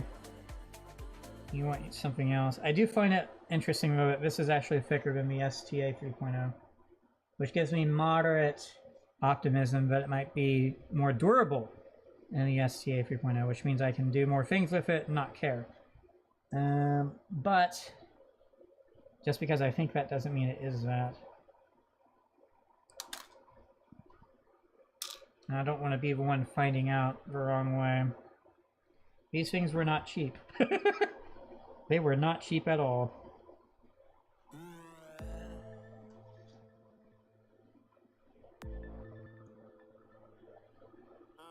These are embarrassingly small.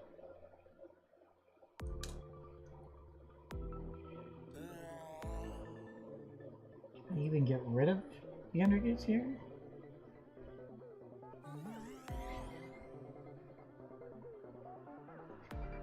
Where is it? Where is it? Where is it? I want to try it. I want to try it. Hold on.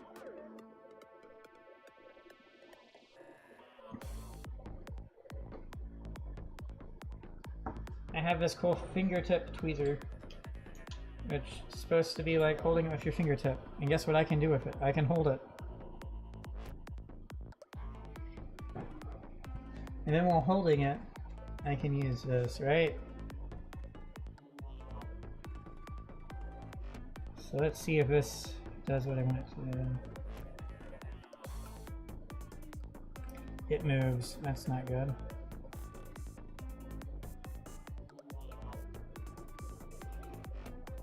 Yeah, I mean, it's because where I'm holding on to it. Darn! I was really hoping I could just do that. It was worth trying, though. It was worth trying. Getting rid of the under gates, I mean, I really want to do, but then you gotta know. Nah! It's in such an awkward shape and position. Yeah, I'm not gonna be able to get rid of that without a hungry knife.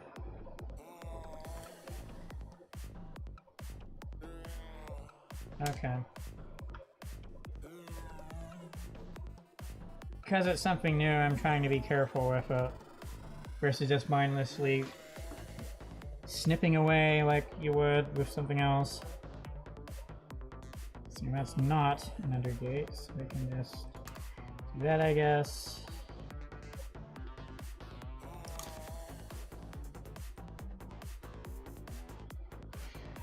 Really annoying having to clean this up every time. Let's see here. I hate how thick that is.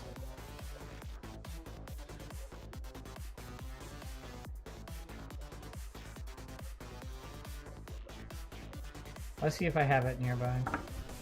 I have a pair of calipers that can measure such a small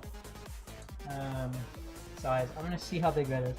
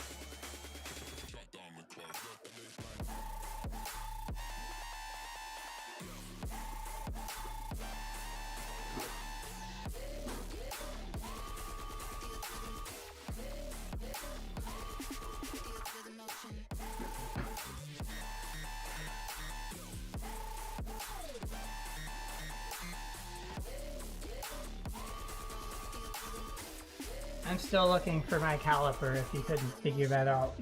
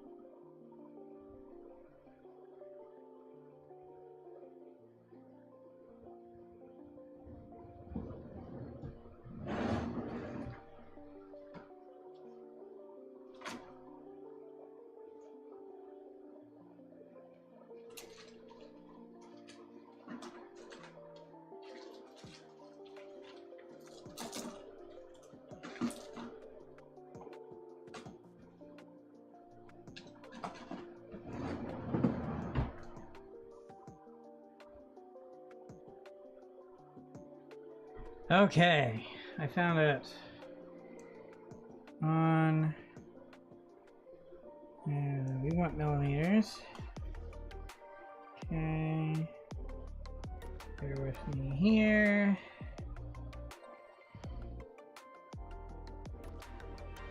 I need to... that.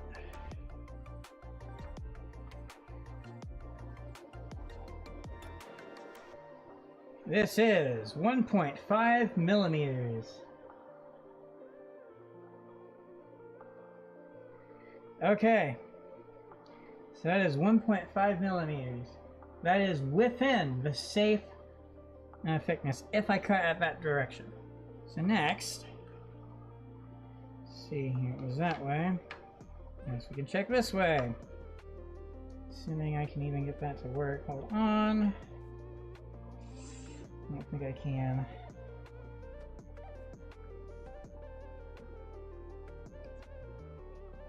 $1.3 millimeters, maybe?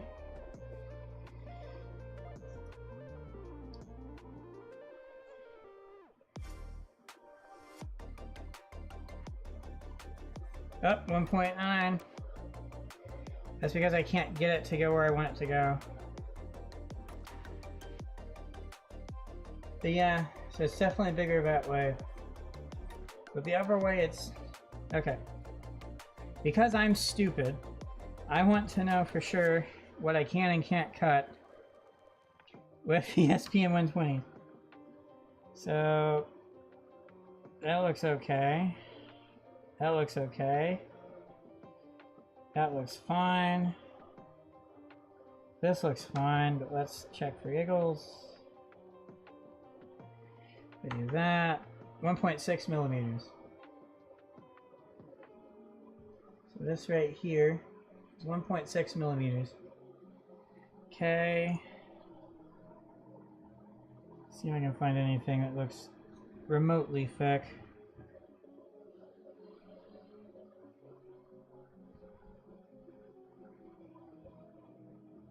Possibly this.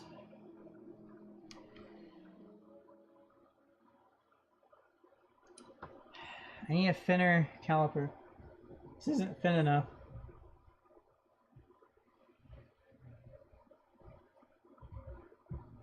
Yeah, this isn't gonna work.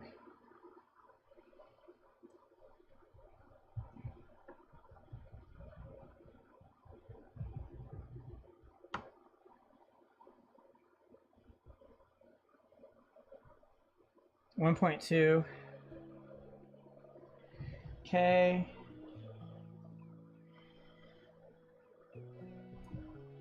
Yeah, so literally everything here is safe to cut. And I know that because I've used a caliper to check the thickness. Okay. So now I know. So now let's explore and see if any stuff in here is what I would consider to be too big. Visually. And we'll see if mathematically it is or isn't. So, you know, what a better thing to go with than math. I already measured this, so I know it should be fine, but I'll measure it again because Maybe I can get better. No, I'm not gonna be okay.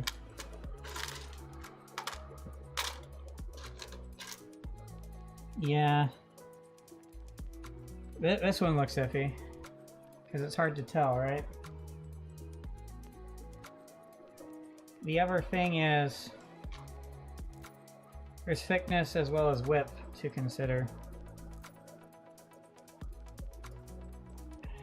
So let's see what this has to say.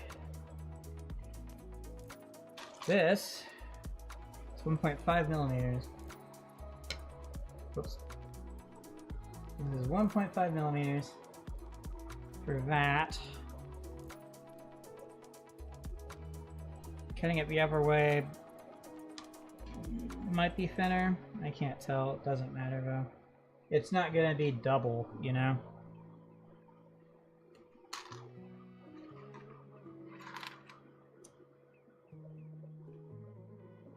I'm definitely gonna keep this around because the idea of being able... Okay, so let's see here then. So 3 millimeters, right? That's what it was claiming, I think.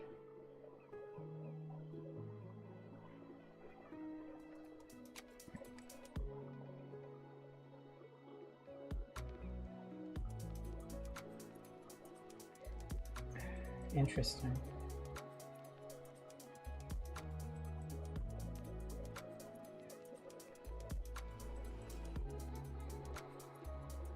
This right here is 3 millimeters. This gap right here, that's 3 millimeters. So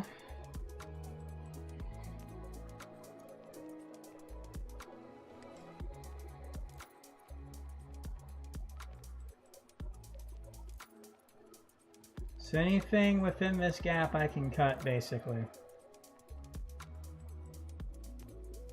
That's what it's saying according to the booklet thingy. That's what you can do, right? Unless I'm confused. Yeah, it says 3 millimeters. And it's only 1 millimeter for like clear or transparent parts. But for anything else, you can do up to 3 millimeters. Now it does show a radius here to give an idea of where you're supposed to cut. Yeah, so anything that's 3 millimeters, up to 3 millimeters is supposed to be able to cut. This is up to 3 millimeters.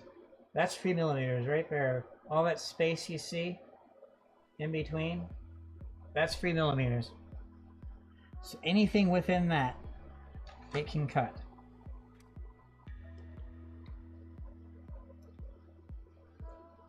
Okay. Now that I've been beyond sidetracked, trying to get all of this figured out, I feel slightly more confident in using the snipper more, because I'm trying to use it within the parameters they say.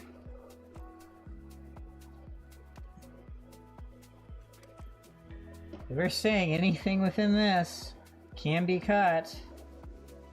3 millimeters is freaking massive, isn't it? I mean, look at that. You can just move it side to side so easily. So much space in between. It's ridiculous.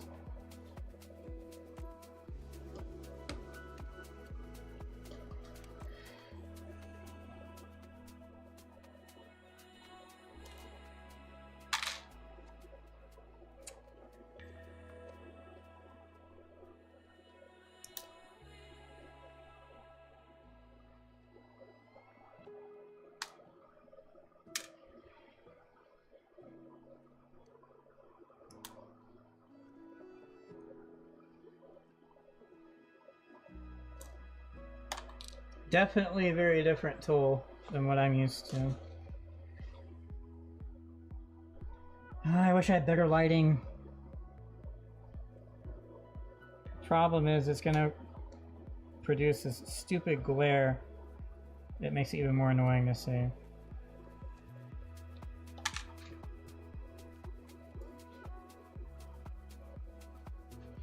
Because I can provide more light. Wow. Even more light, but now you have this annoying glare, which maybe it's not that annoying. If I can position properly.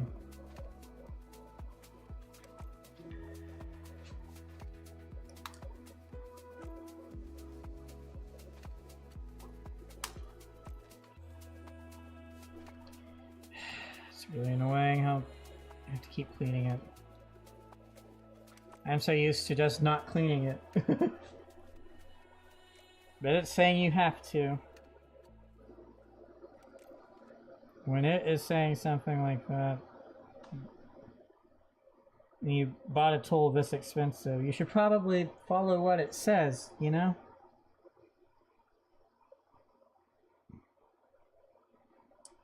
I can't get it. Oh well.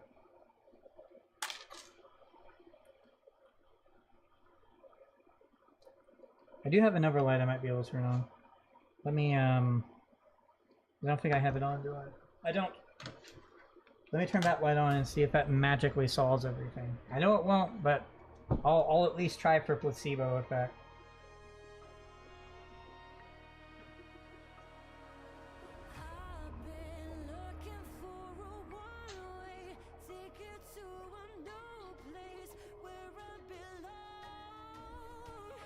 I don't know if that helps, but a new light is now on.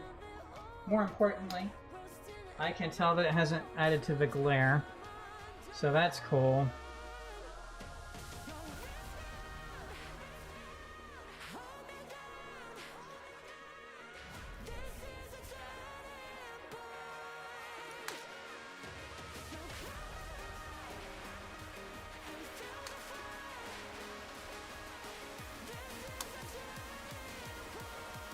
I'm also noticing I'm more used to cutting near the edge of the blade, which isn't good.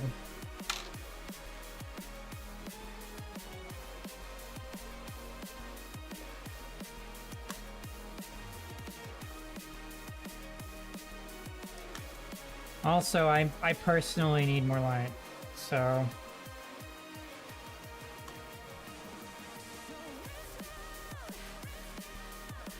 It'll be interesting seeing if I can find a good solution to this.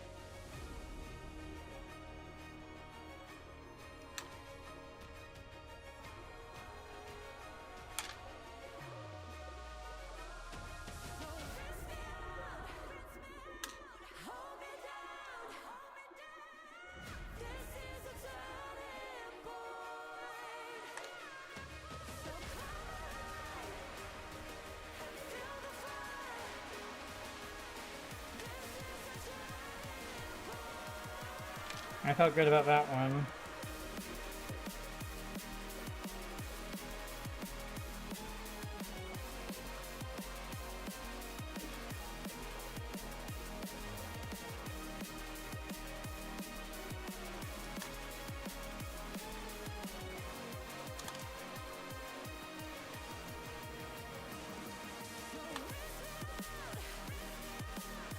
Yeah, I keep cutting where I shouldn't cut. Alright, that's one done.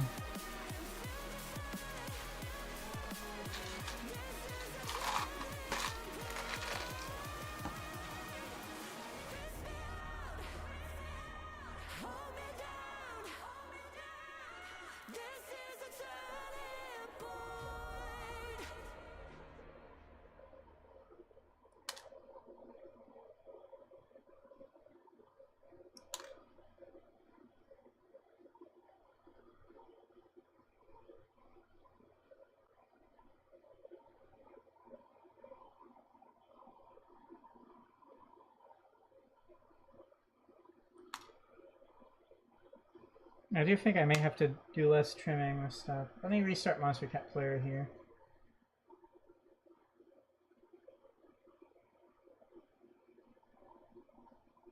Come on, Monster Cat Player. I'm wondering if I even launched it. Try again. There we go. Let me go by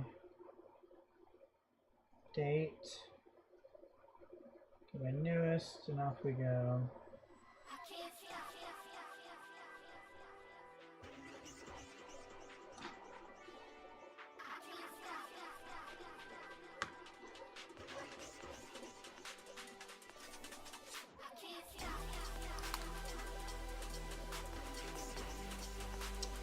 Okay, so part of the problem is that undergates do not typically give you enough room to cut with the amount of blade it wants you to cut with.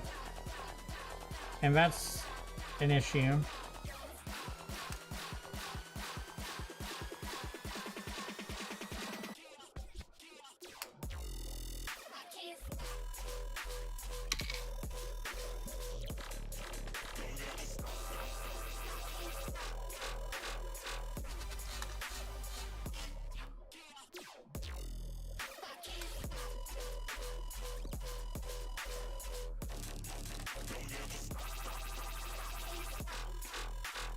Also noticing it's hard to get good clean cuts on the new gates.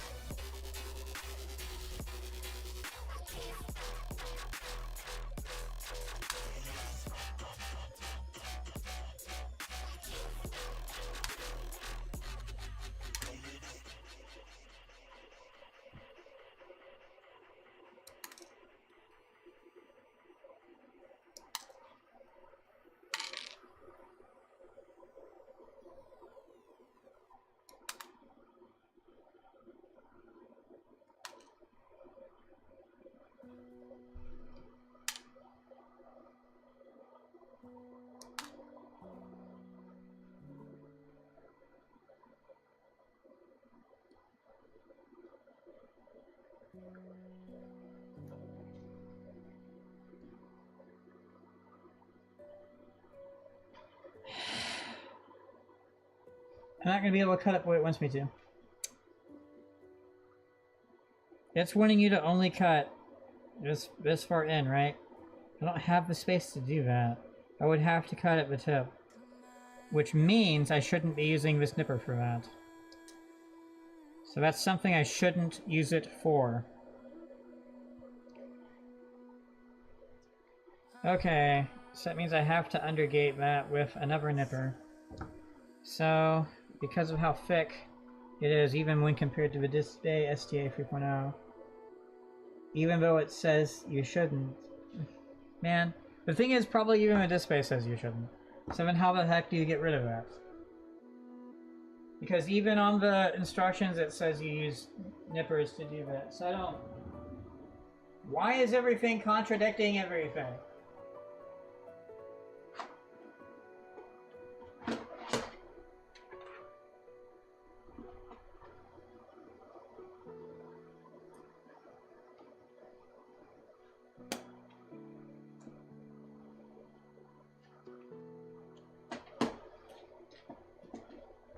I'm gonna find the booklet to my display and see exactly what it says.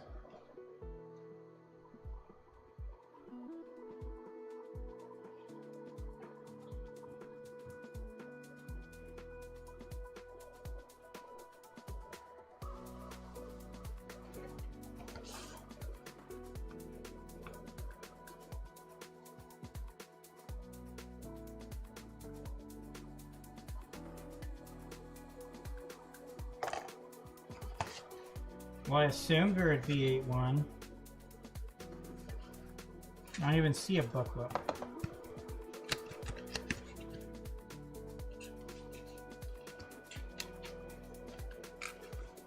Considering the packaging, I assumed there would be a booklet. I definitely saw something somewhere. Must have been online. Oh well.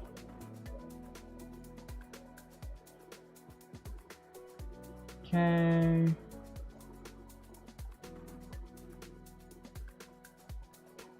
Over 3mm diameter.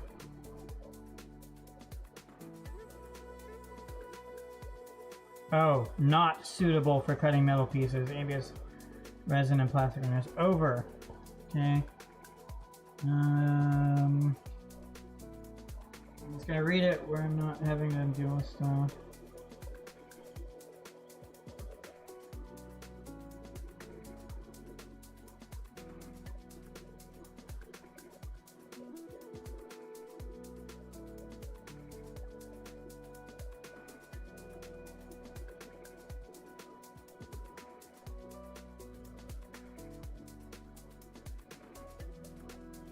Doesn't say anything about not cutting near the tip,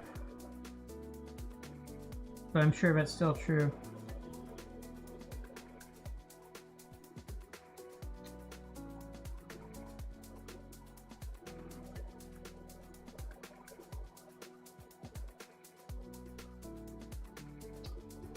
Yeah, I don't see any of the special precaution stuff for the display.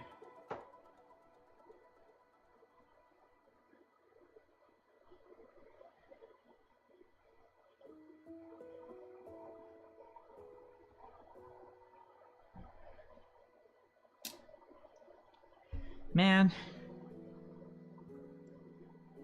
the math ain't mathin', is what I think.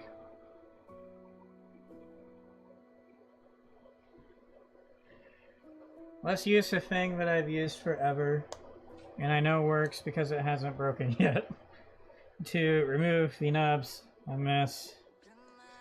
Because I know it doesn't matter, I can just use it the way I've been using it before and it doesn't care. It's stupid that I have to do it this way, but I know it works and I don't have to care about it. Oh look, I can even do this because it doesn't matter. Because it's not the GodHand that needs special treatment.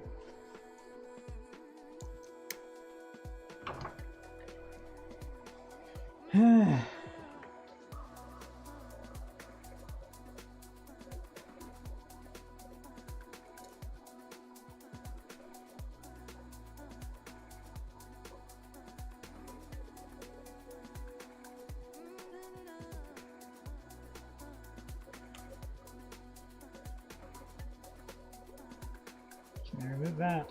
Good.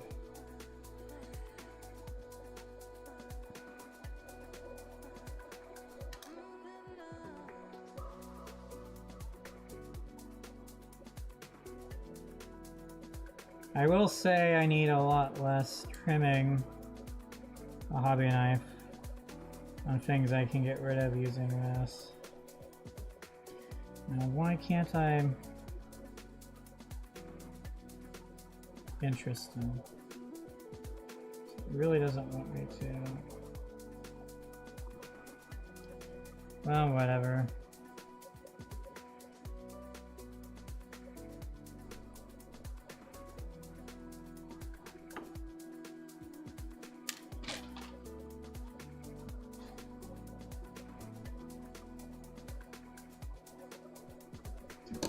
Remember, is it inside this? Yes or no?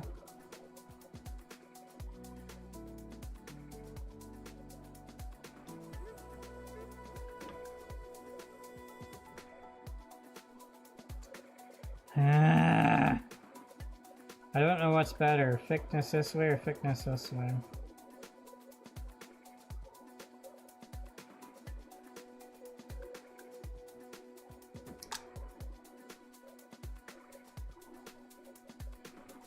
This is becoming stupid.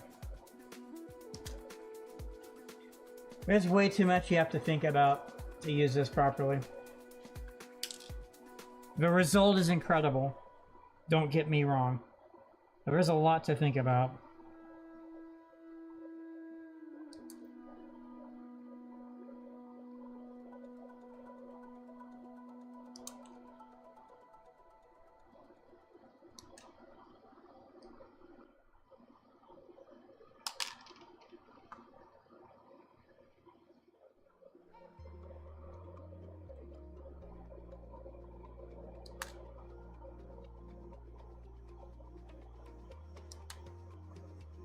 Oh, that's so much better than the other one.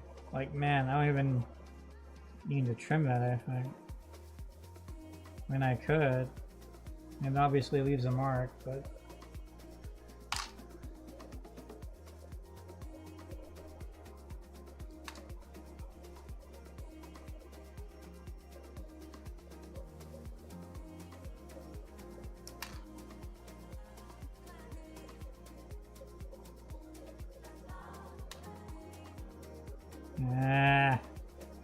It didn't cut clean because of where it was. I'm not going to be able to get it to be clean either.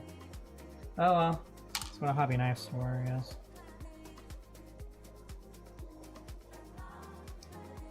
Now remember, according to what it says, I'm not allowed to cut that. I think it's stupid. Like, why not make something that's good for nub removal? Or undergates? Like, I don't get that personally. Like, what do you mean I can't use it to remove undergates? I should be able to remove undergates. That should be a thing. But because of where it is, because of, like,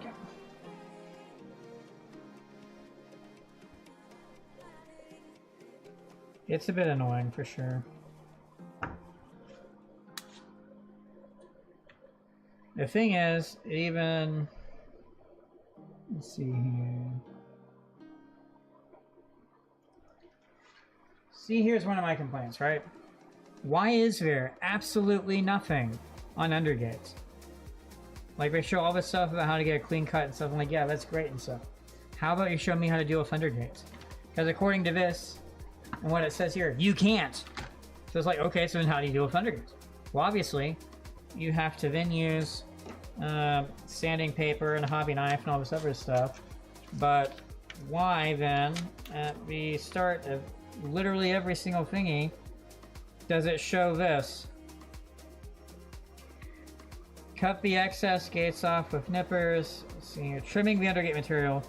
Parts designated undergate have excess runner on their inner or back sides. Make sure to trim the proportions indicated by the arrow.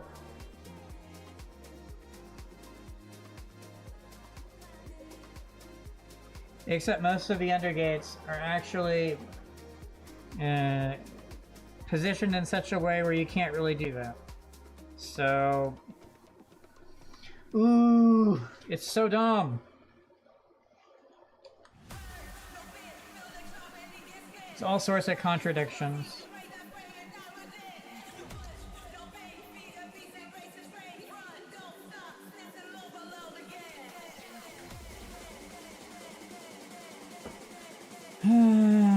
Where's the part at? Where's the stupid part at?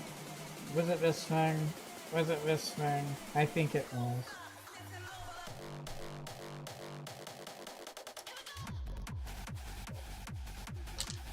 Well, yeah, because it's just so stupid to me. Like, yes, I get it, because it's so much more fragile there. And I also get that they cannot, on this tiny little sheet of paper pamphlet, talk about every single little scenario and everything. But at the same time, undergates should be mentioned, because it's entering into an area that contradicts other stuff, and I don't know, I'm just annoyed. All I know is because it says not to cut near the edge of that, and guess what? You kind of have to for most undergates. That means you can't use these for undergates. Ooh! It's annoying. The problem is the result with them is so good regardless. that doesn't necessarily feel like a loss if you can't use them on the majority of undergates.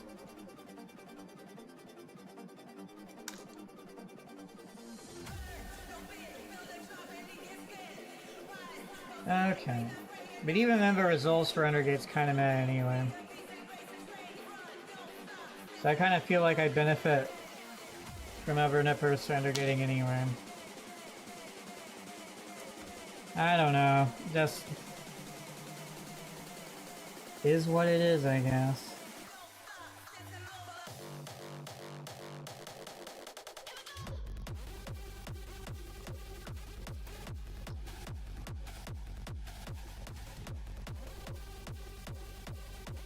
What do you mean there was system on here? Come on.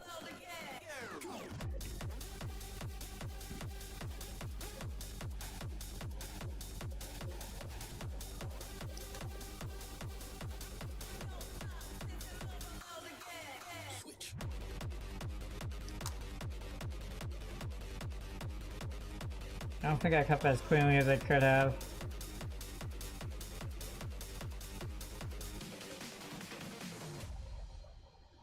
We'll pretend that's better. We'll pretend really hard that that's better. Uh-oh. That's not where that goes. Get out of there.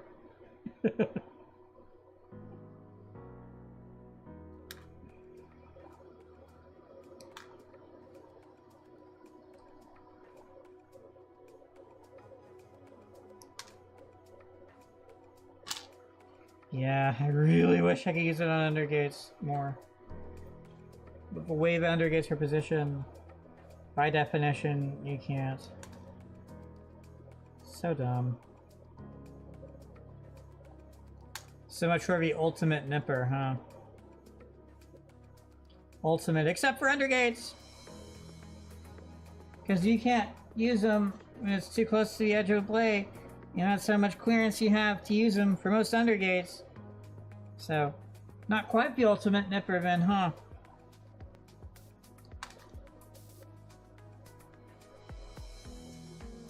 I'm sure in reality you probably can use them for that. But at least according to how it's listed on the packaging and stuff, you can't do that.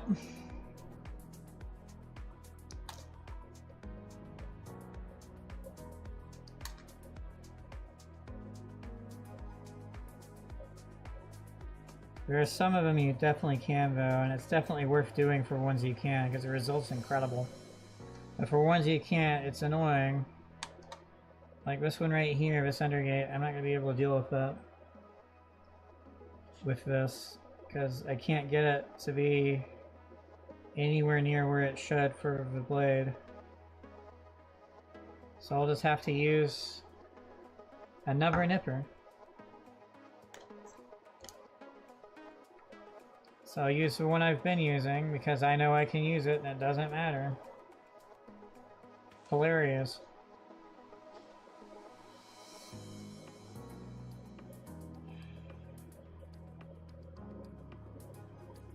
Oh.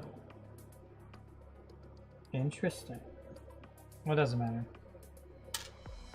We.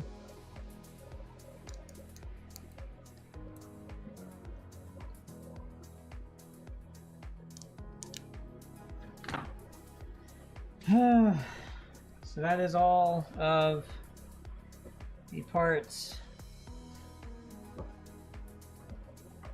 trimmed.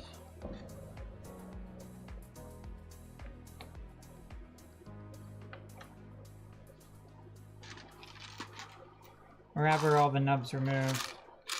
So next up would be trimming with my hobby knife.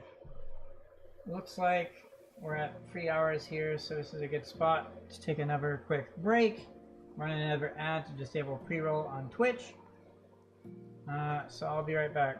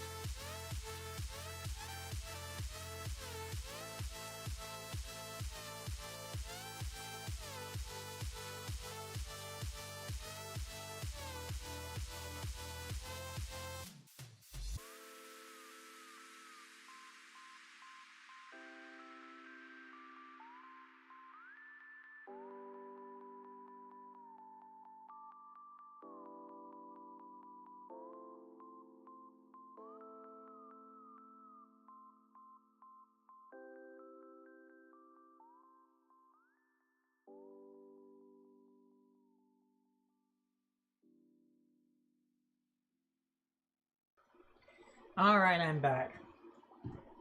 Sorry that took a bit longer. I was asking some people about SPM 120 usage to have a better understanding of a good approach, etc.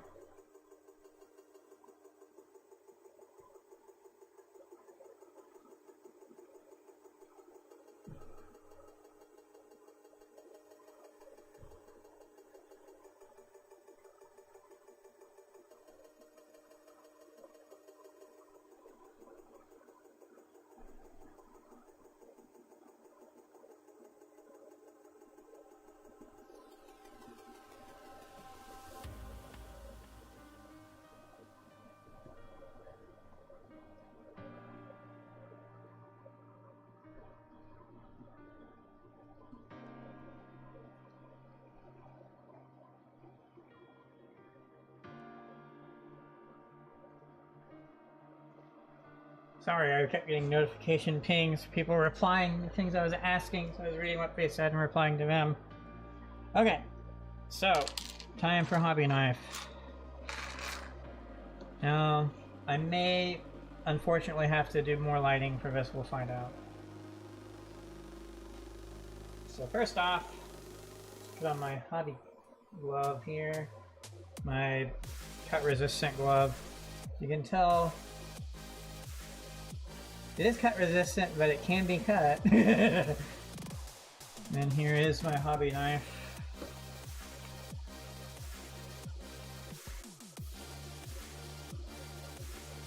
I forget which AK this is. It's the Alpha AK 4 or 5. And I have both the 4 and 5. The other one, of course, being this bigger thing. It's hilarious how different the blade sizes are. This blade's very small, if that wasn't obvious. So that's why I like it. Alright.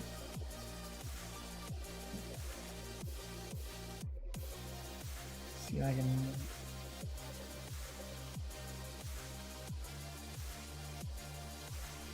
I believe that's where...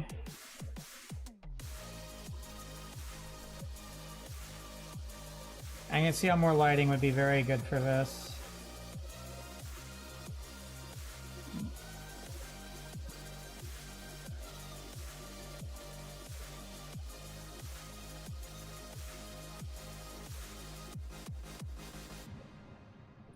Okay, here's what I'm gonna do. We'll test with more lighting and we'll see if there's a genuine benefit to having more lighting for this. If there is, then we can put up with more lighting. Some of the stuff I'm not going to need to do anything to, I think. But I can.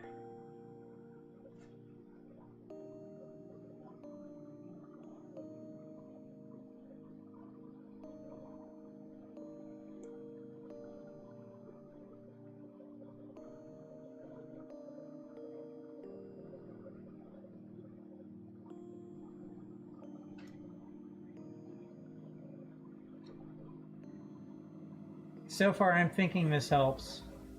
So we'll keep this on.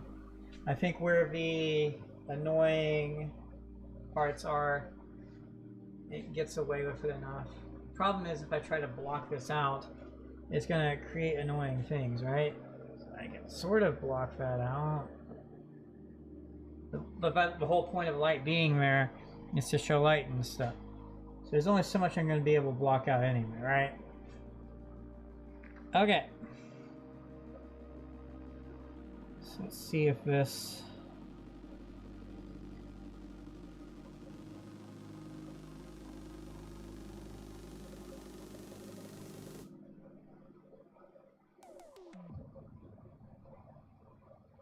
Okay.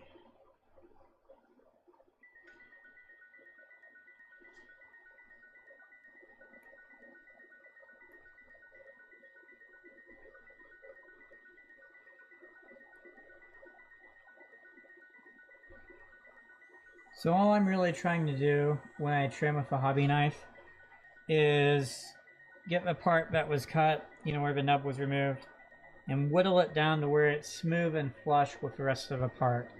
And in the process, doing my absolute best not to remove too much of a part itself, and oftentimes failing, but such is life. And for the types of builds I do, it doesn't really matter. Which is to say, in a different world, it would matter, and I would need to do a better job at this. But for the sorts of things I do, it doesn't, so I can get away with the lazy job I do. If that makes sense.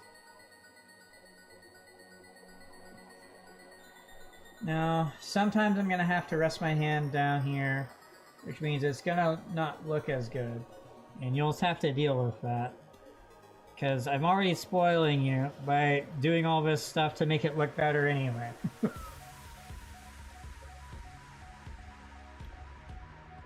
But being able to do an even closer up shot of this is something I dream of doing.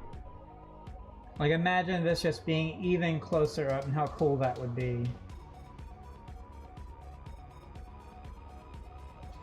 Wouldn't that be cool? But I digress. So anyway, that's almost...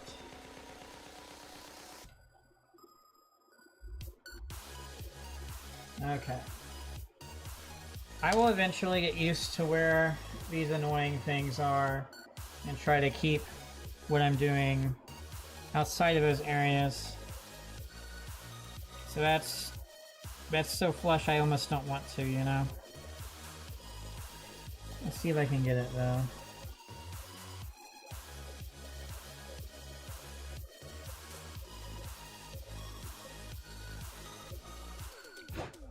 That's good enough for me, I guess.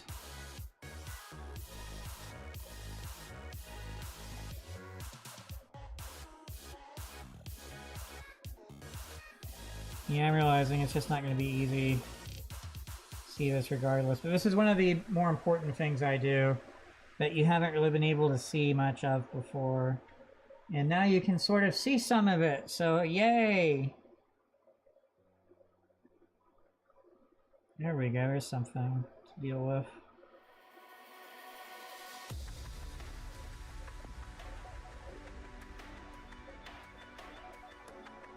Again, I'm just trying to make sure it's flush. And the reason I'm explaining all this is because now you can actually see what the fuck I'm doing. So... Whereas before you couldn't, and so it wasn't as... It didn't matter as much. It just, oh yeah, he's using a hobby knife, or yeah, he's done with that part. It's not like you could actually see what I was doing. But now you can, so...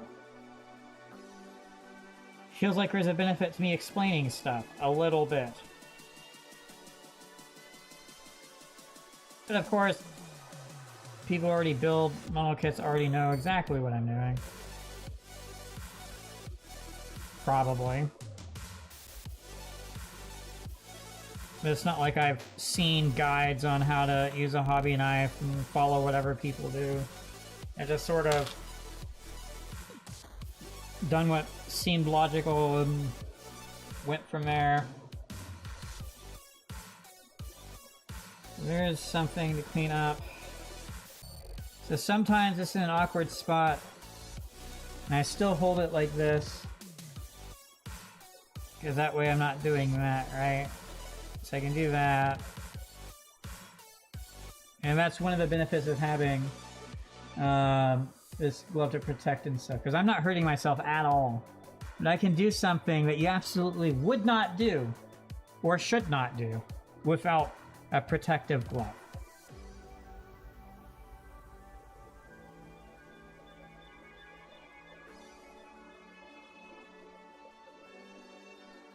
And for me, that's part of the whole reason of buying it and wearing it, is it doesn't matter. I can just wear it and do all sorts of cool things that I couldn't otherwise. And that's half the fun, is you can freely use a hobby knife in ways you wouldn't be able to otherwise, because injuring yourself is a risk that you don't have to deal with.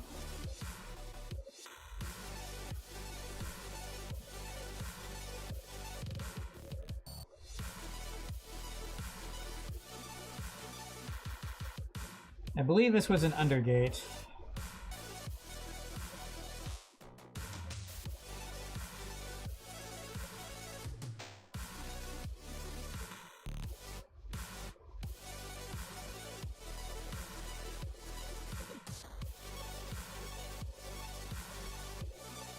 I can still feel it a little bit.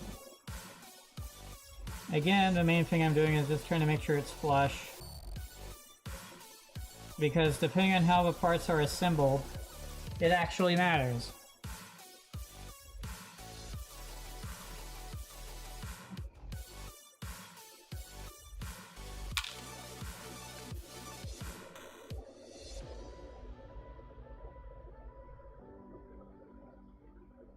And the reality is, no matter how good a nipper is, due to the location and position of undergates, typically it's not going to be able to be flush no matter what you try to do, because the way the blades work and stuff, it needs to be positioned a very specific way to achieve a flush cut, and you just can't position it that way on such things.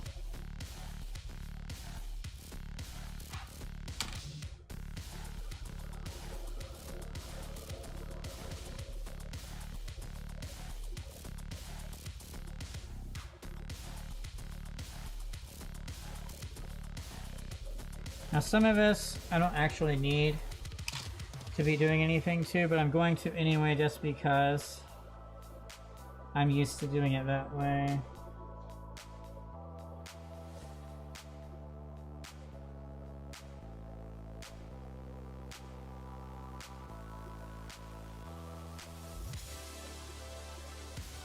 Okay.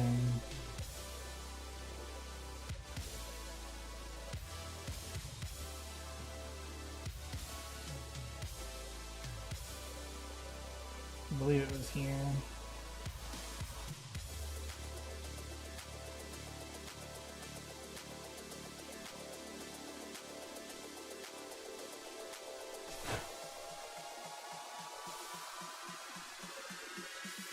Okay.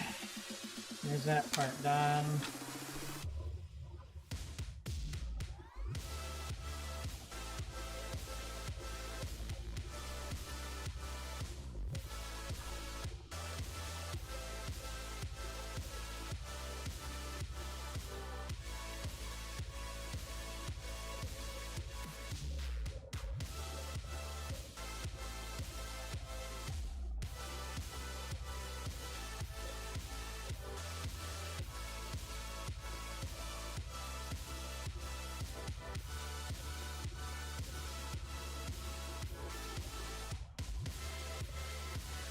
It is kind of funny though. I put all this effort into setting all this up so it looks a lot better and you can actually see it properly. And I still think this isn't good enough and I want it to be able to be even bigger. Isn't that funny? Like if I could just double or quadruple the size of this, that'd be great.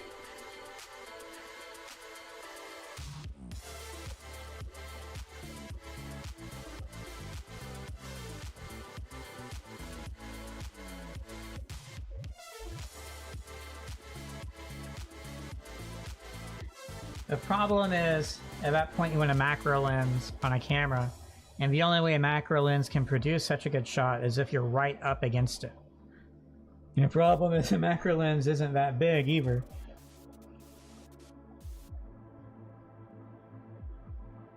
Oh well.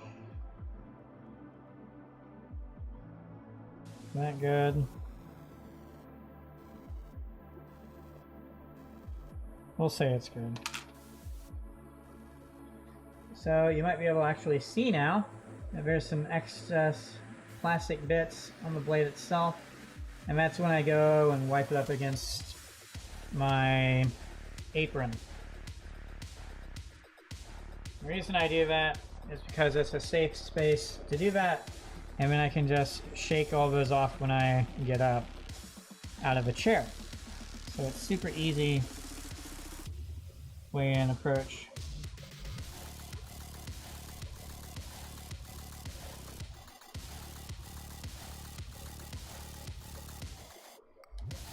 All right.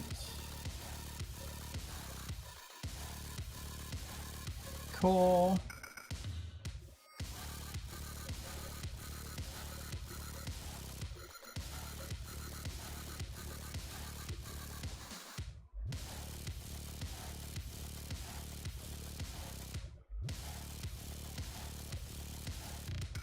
There we go, now it feels properly flush. And that's right, here's the only little thing. Cool. On to the next part here.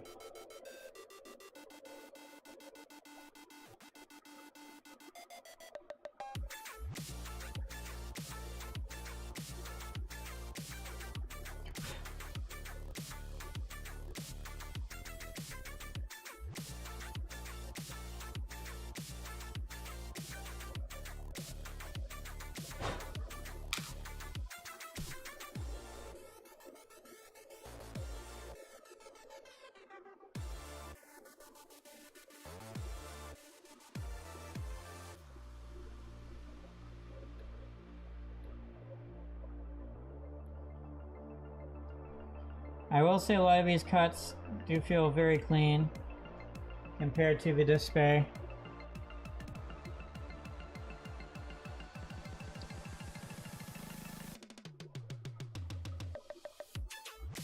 There's basically nothing for me to do with a knife sometimes. So I'm just lightly scraping against just to make sure. Some of these things there was absolutely stuff for me to do.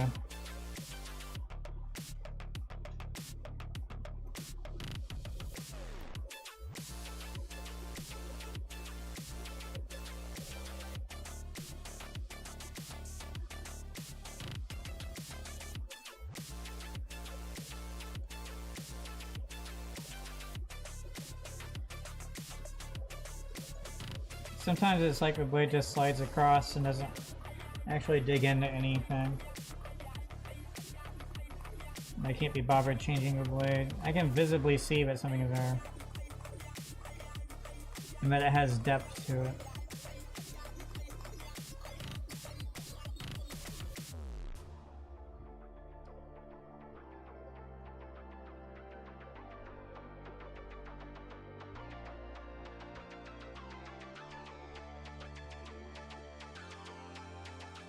And the most annoying one ever.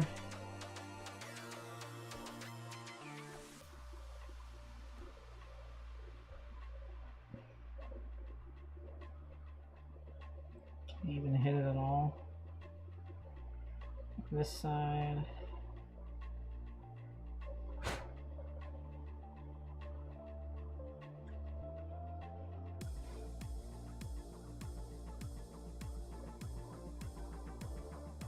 Alright, that part should be clear. Or smooth, rather.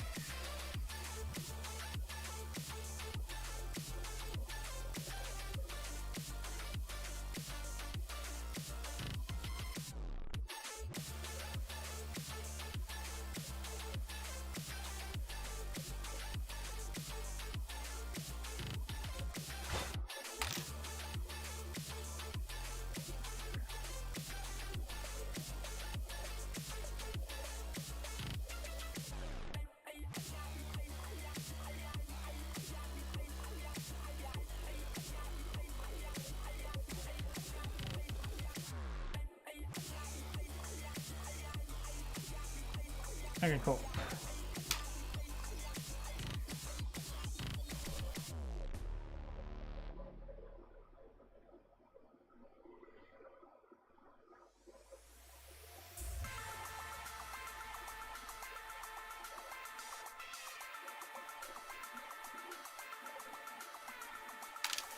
Okay.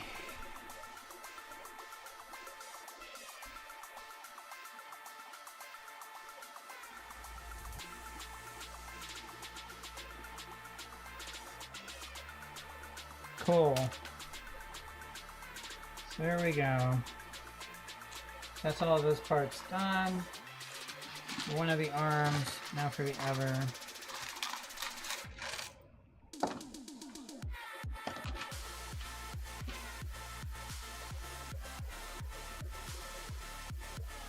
This feels smooth. That is not smooth.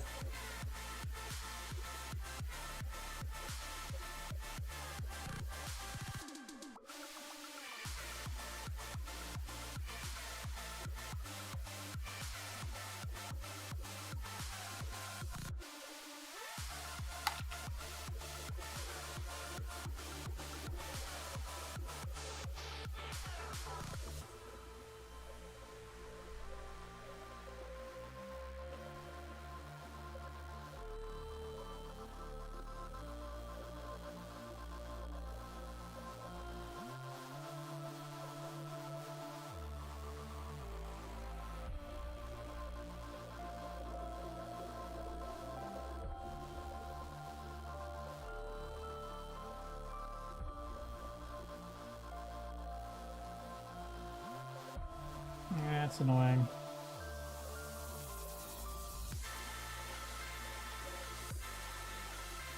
Okay.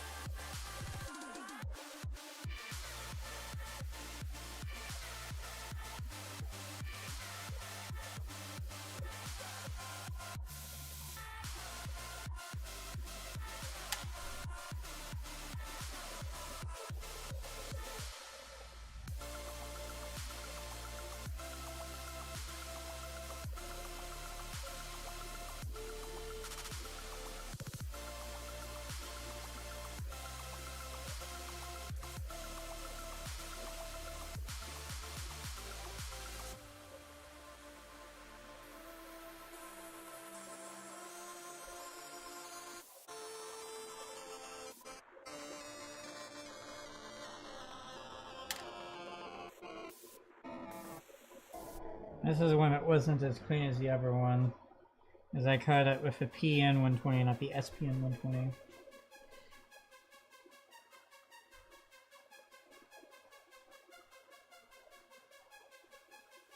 There we go. Heal.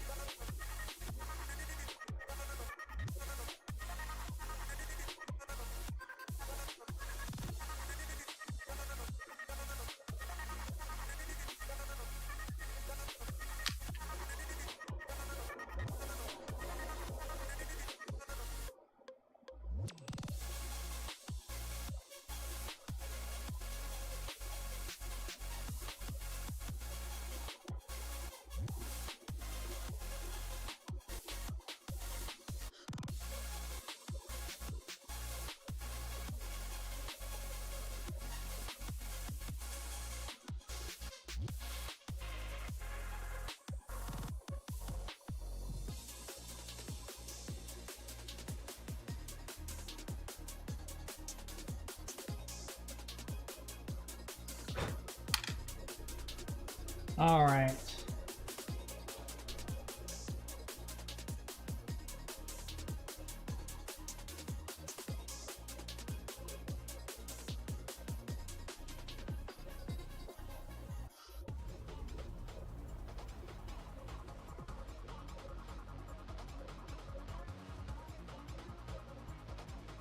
This part's really big.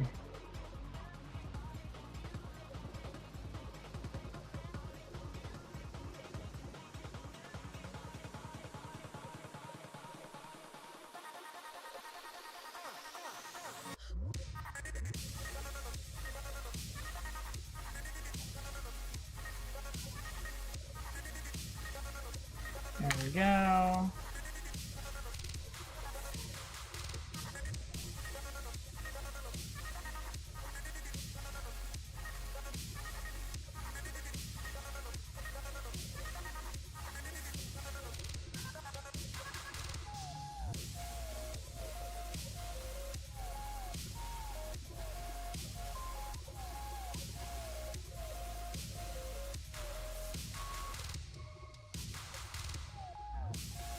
Due to where it's positioned, became a bit more annoying.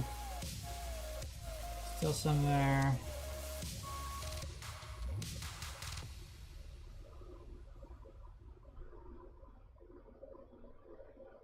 There we go. Cool.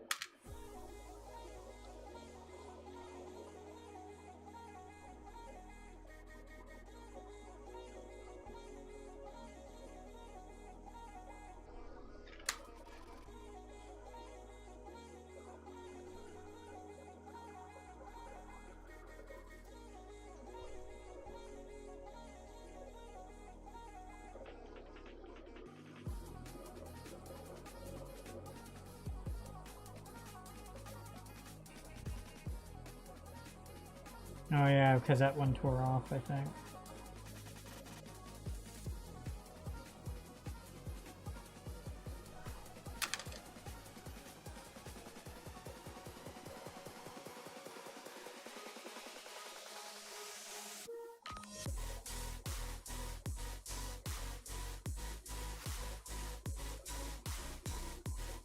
Okay, cool.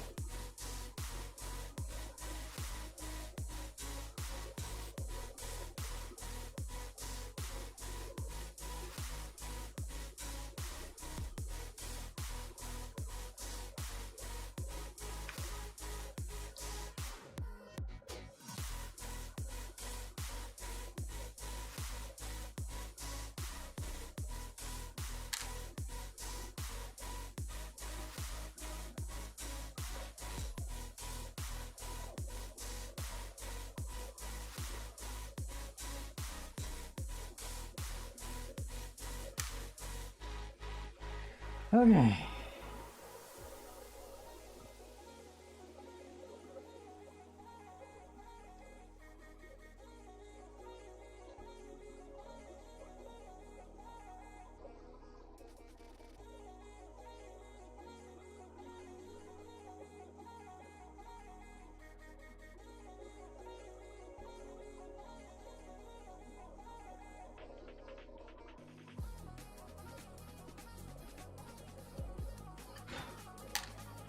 Okay. Almost done. Then I can assemble.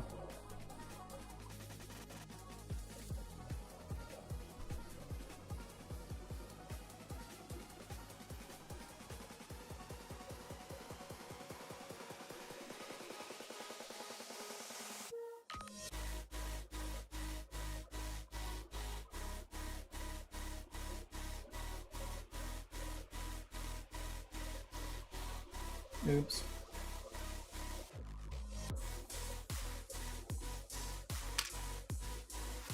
Last part, unless I completely forgot parts I haven't removed. Yeah.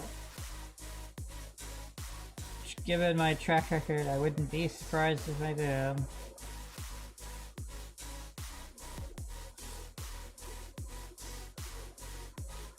Okay. I believe I have now properly prepared every single part that I will need for this. So now, as you can sort of tell, there's a bunch of random dirt on instruction booklet. Now I gotta clean that off.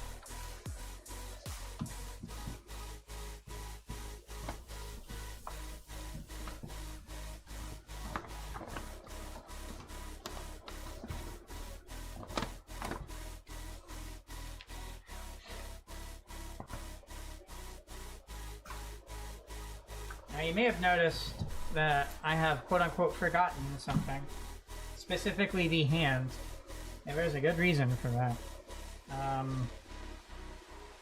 The hands are, well, part of the hands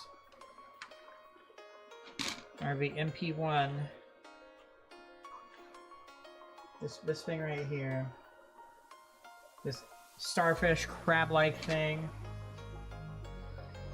is gonna be very fun to do. I've done this type of hand before, so I am familiar with it. Let me find the hand. This right here. So this is the 1/100 MP1, and we got number 1 and 2. So it looks like we're saying that number 1 is the right hand and number 2 is the left hand.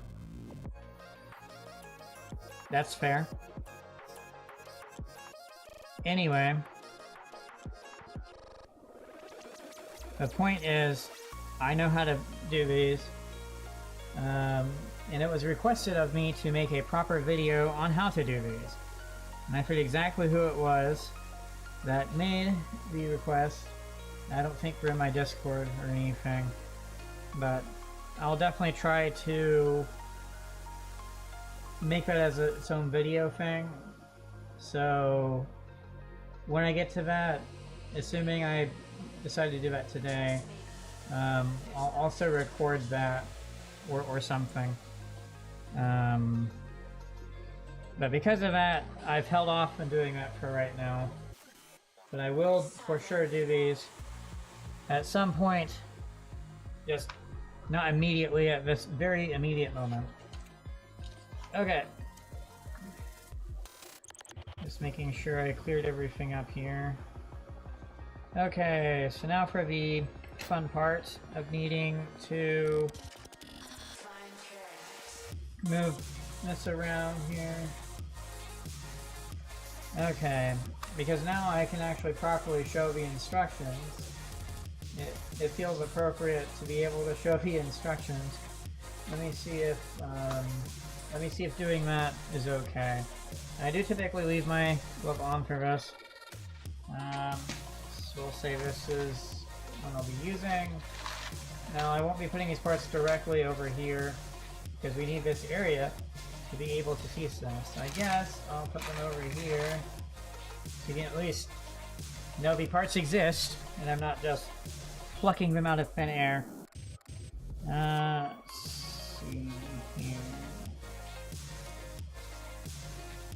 So I believe this part is F27, which would go here, which means that this is F25.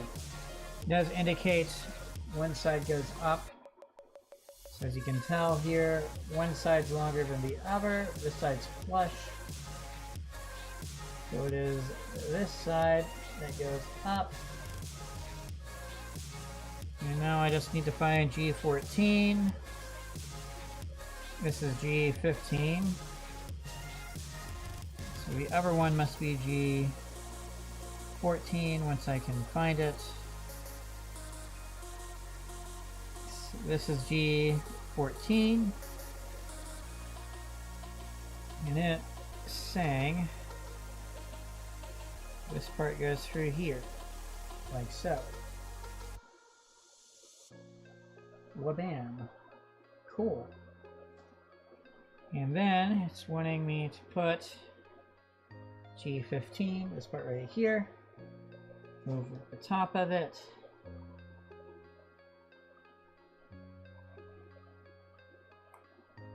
Wabam. And there we go. And it's cool that you can actually see what I'm doing a little bit better. Okay. Next it wants B16, which I believe is this part.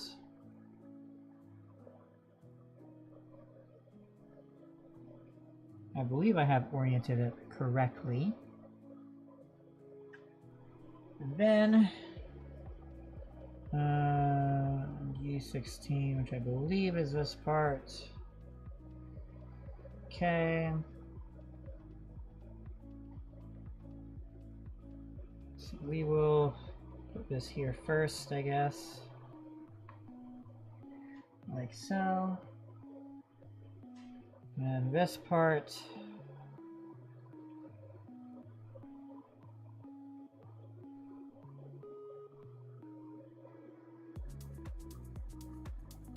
I believe this is how it wants it.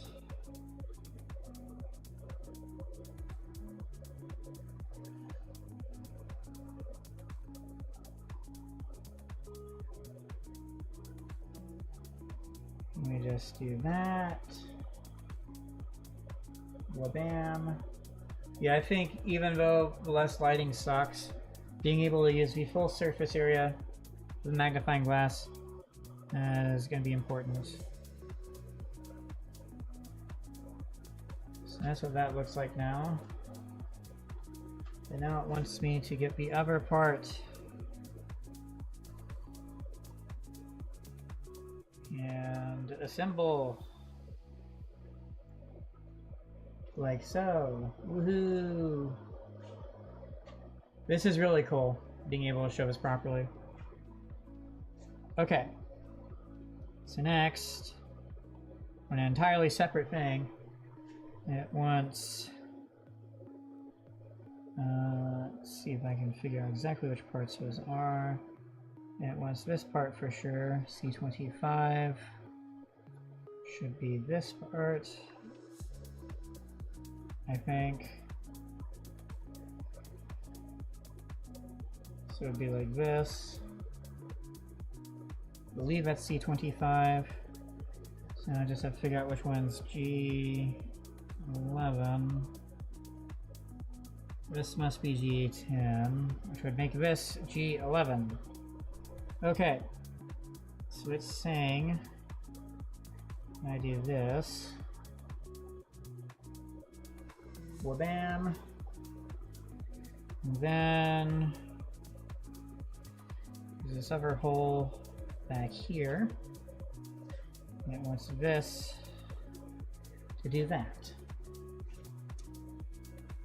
I believe that's what it is saying. Cool. And now we take G10 and we put it on all of that.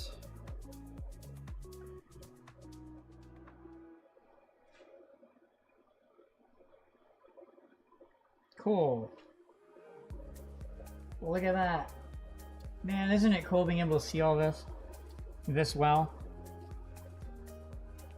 Okay, so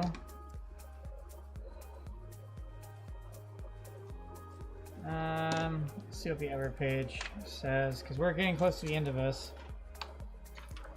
Okay. So let me go ahead and set all this aside here.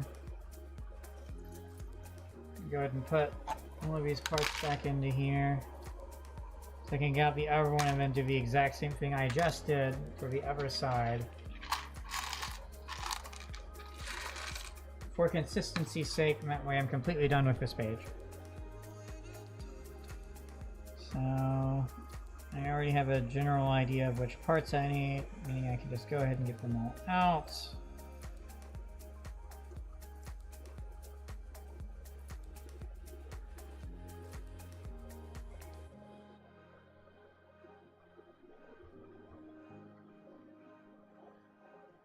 Am I missing a part?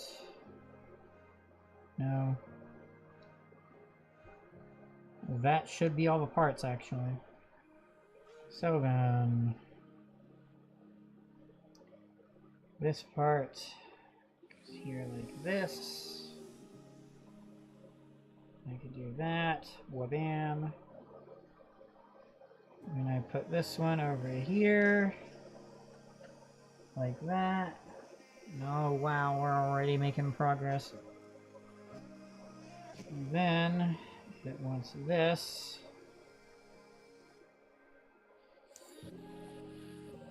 Just make sure I put it on the correct side. Like so. It wants the other one. Go here. Can do that. You do that to close it back up.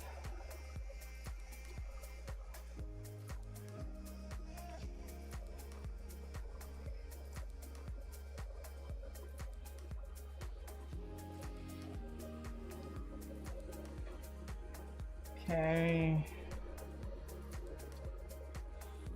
Then get to these last parts here.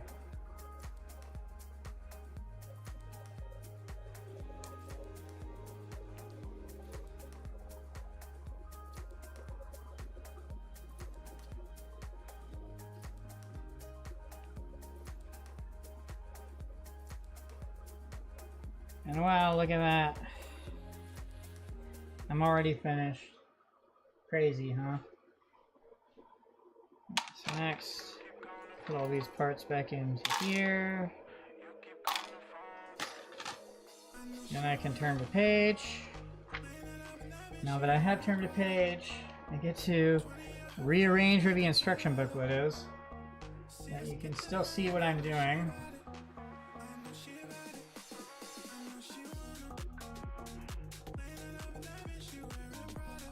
All right.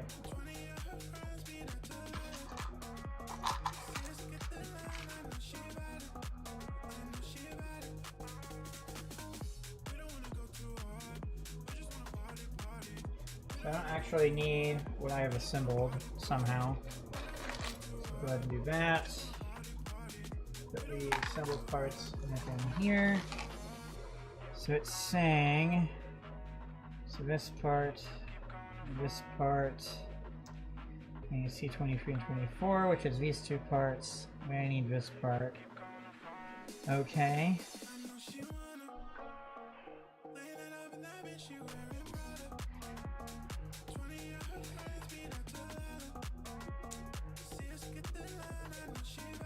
just do that. Well, bam. Cool. This is where it gets interesting.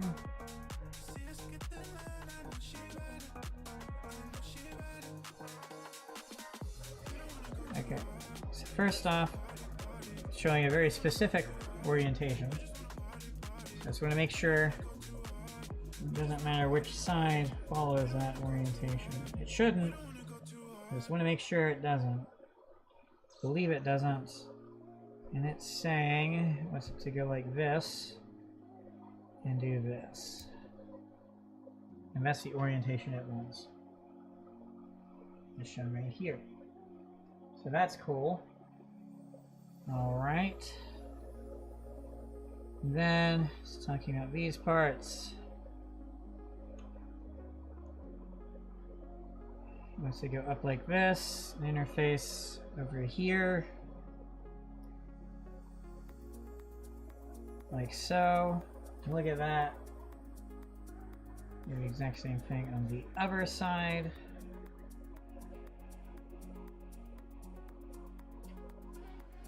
Well, bam. And there it is. Cool. It's one of these. And next wants me to do it this orientation. Bear with me here. Now you can actually see the instructions for what I'm doing. Let's see here.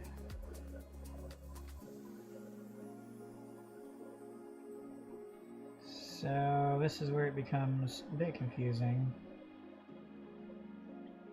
So this is a part it wants. So it wants this to go into this. Okay. And then, once this, go into this. Cool. It's now in place the way it wanted it to be done. Oh, okay, so it wants me to move that downward. Like so. Cool. Okay, so next up, let's talk about right arm frame assembly, so we'll just go ahead and follow that. Bear with me here.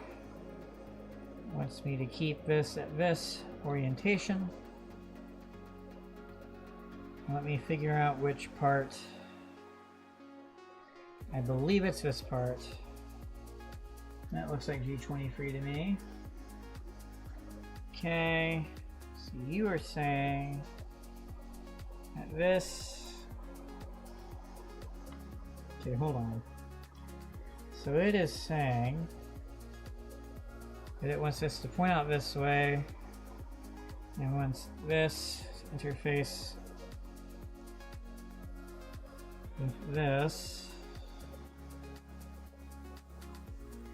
like this. Okay. Now it doesn't specify an order of assembly here, so I'm just guesstimating, as they say. Okay, they're saying they want this side to face this way. Then attach this to this. It's now in place. And then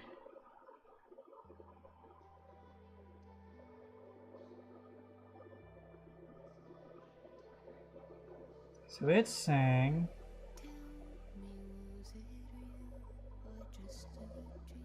it wants me to attach this to this.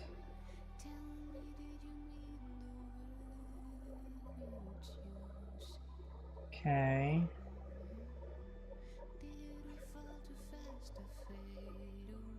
Then there's this part.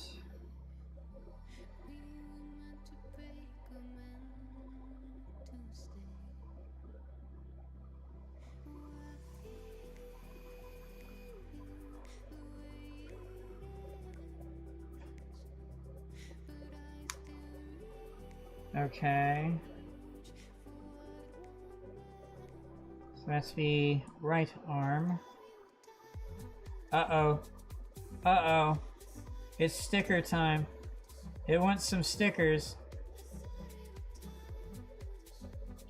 Okay, so it's basically going to cover up those pegs. So that's what it wants me to do, is cover up those pegs. And then you do that. Okay. Finally sticker time. So bear with me here as I decide how I want to approach this. I could just straight up do it like this, or I could attach it to something.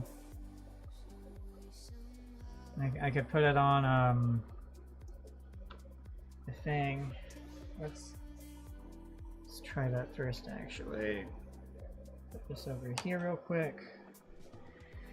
Bear with me here. I don't know where I want this to be. So obviously you can see which stickers it wants right here.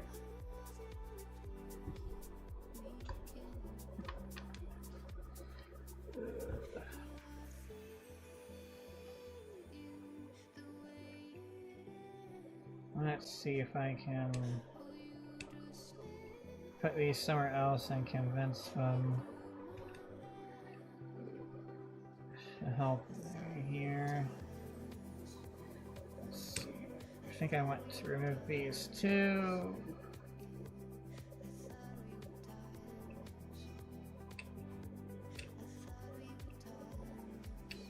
There we go. Oh, come on.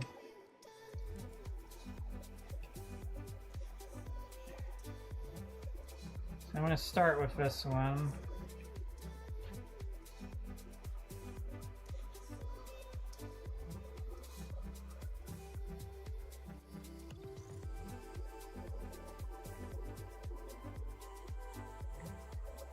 Uh-oh. It's not all what I meant to do.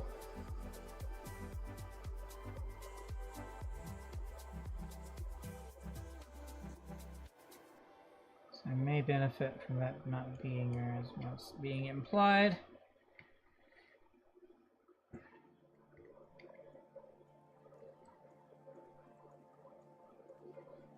Okay. Well, there it is. I'm gonna do something stupid. Let's see how bad it looks.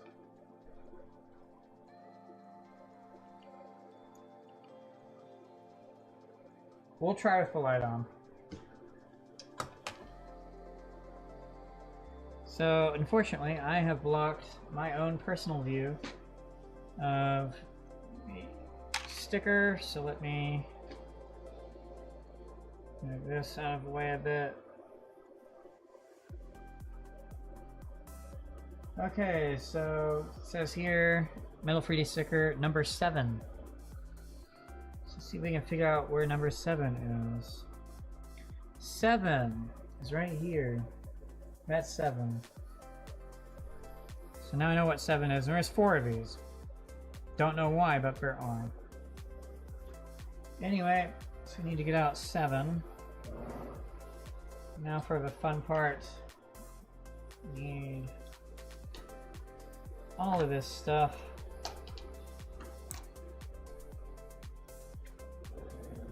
Okay.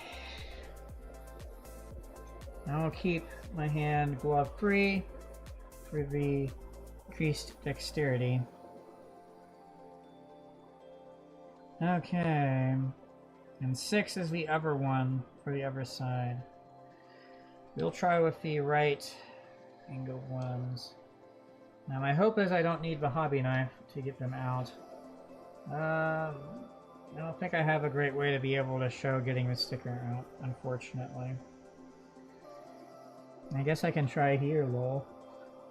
So the idea is you bend it enough that it encourages the sticker to stick out a little bit.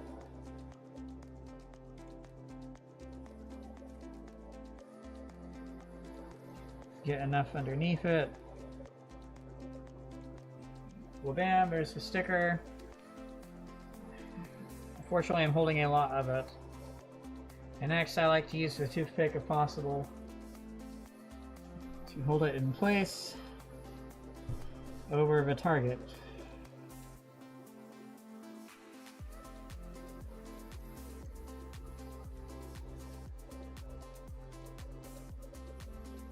Like that.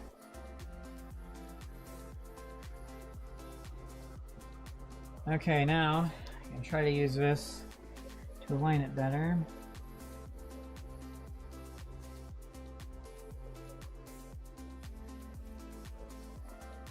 I think that's a decent alignment.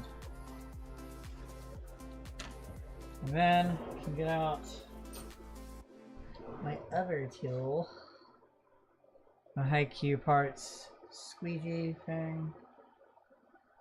Use that. Press up against it and apply pressure evenly across the entire thing all at once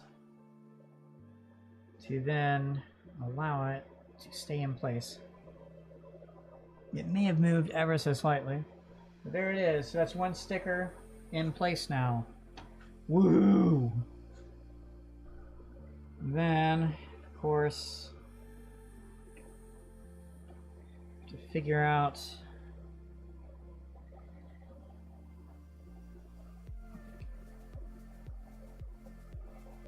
see here then. So this is where the next sticker will go. This circular thing here. And it wants a number 6. So one of these 4 right here. So we'll try what I did before. See if I can convince number sticker to stick up in such a way that I can grab it like so. There we go. There's number sticker. You look over here, it still looks tiny. If you go over here, it looks a bit bigger. Isn't that crazy? But there it is.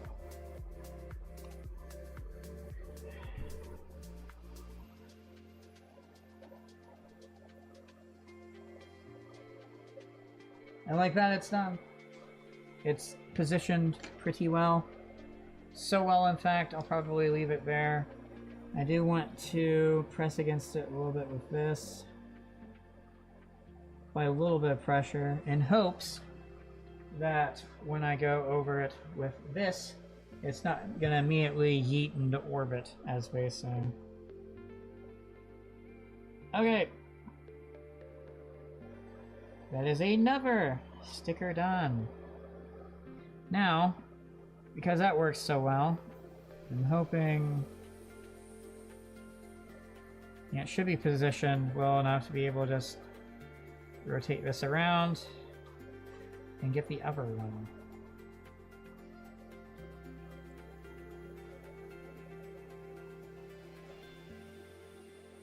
Cool. So there it is. That's where it goes. What's cool about this is it covers up where a nub was removed. So it gives it a cleaner appearance as well. So it's another one of the number 6s. So I'll see what I can do here. Wabam! There we go. I'll have to come at it from a different angle because of where it's all positioned. I should be able to still do it, no problem.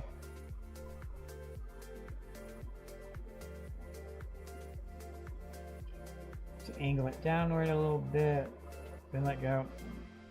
Alright, so it is in place. I just need to position it a little bit better. It's off center. Let's see if I can use this to sort of move it a little bit.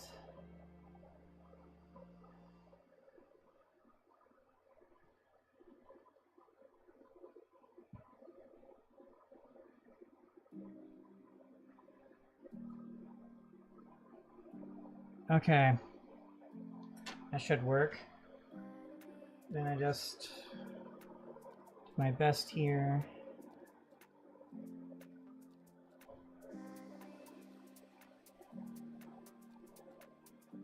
Ta-da!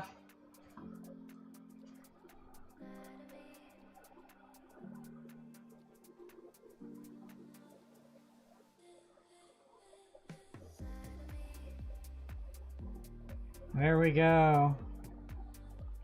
That's all the stickers done for that one. I will attempt to do my best to remember this position. It shouldn't matter too much. Anyway, so next, move this over so you can see better. I will also turn this back off so you can see better. The 4 of its stickers, I think that's important. And if I can position it properly, it won't matter. Yeah, so there it is. That's all the stickers in this one. But it's saying now to use the other parts. Proper assembly. I will put my glove back on for this so that we can smoosh parts together a bit better. So it wants this part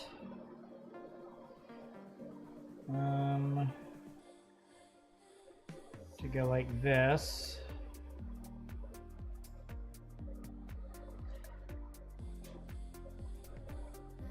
That's now in place. It wants this one. If I understand correctly, it wants it to orient this way. So we'll go ahead and do that.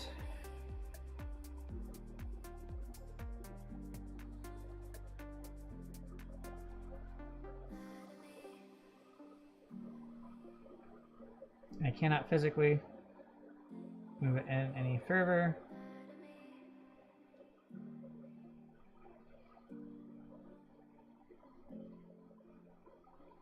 So we'll say that's good to go. And that's one of the arms.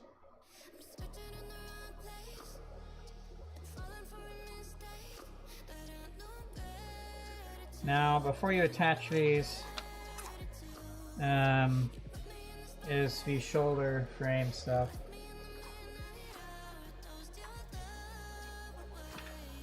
So that's The right arm done. That took some time, didn't it? Alright, let me... Based on the time, I'm assuming... Yeah. Okay, so I'm going to take another quick break here. I'll run an ad disable pre-roll on Twitch, and I'll be right back.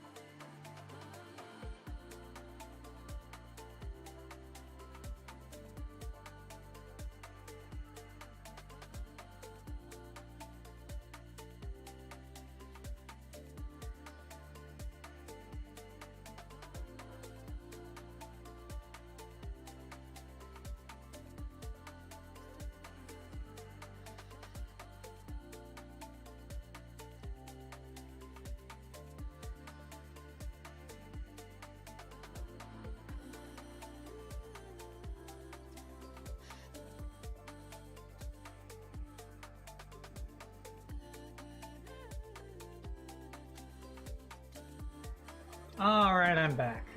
So, I go back to the other arm.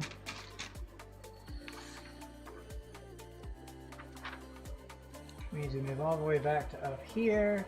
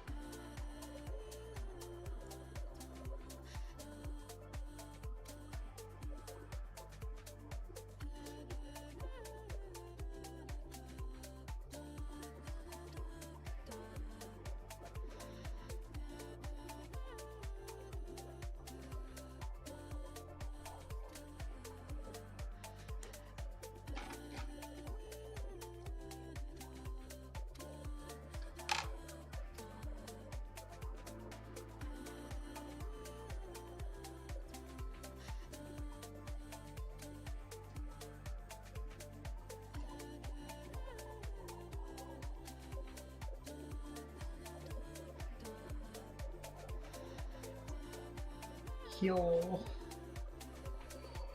So is that done? I believe it was this way. Need these two parts. Starts with this one going this way.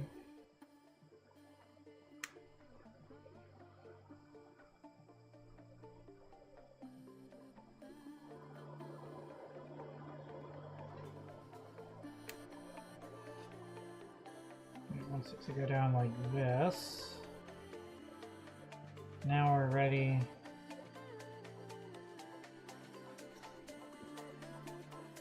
So next, we swap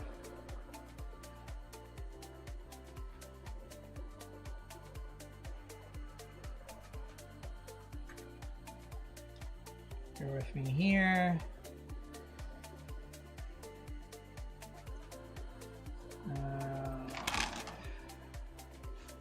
Needing to move things around so I can move instruction booklet to show everything properly. Okay, left arm frame assembly. That's where we're at now. Okay, so we take this, it goes this way. And it wants this part here, which means I go ahead and do this.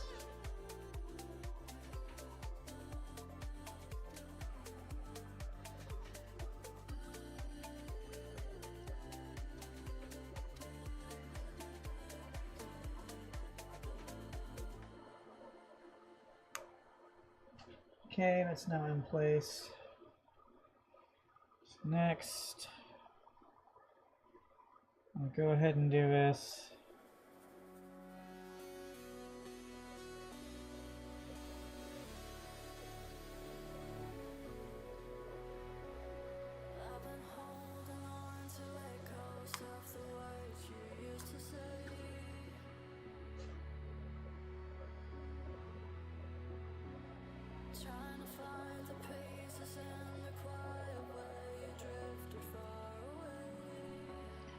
Okay, that's correct so far.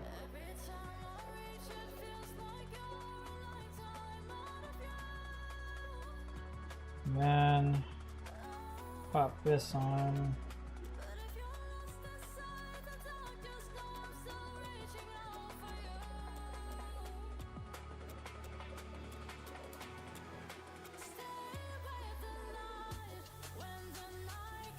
All right, time for more stickers.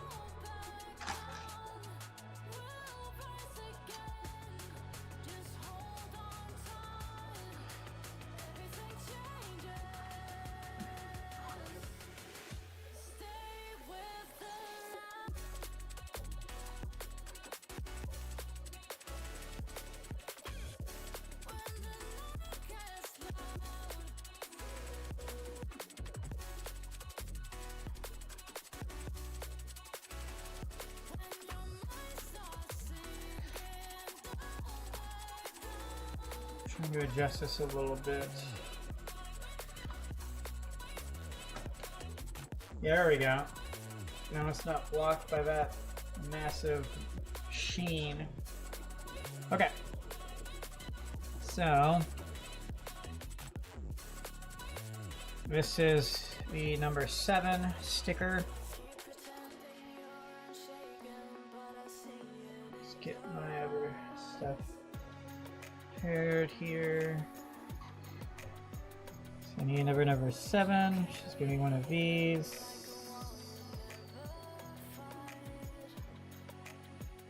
Got it. Woohoo.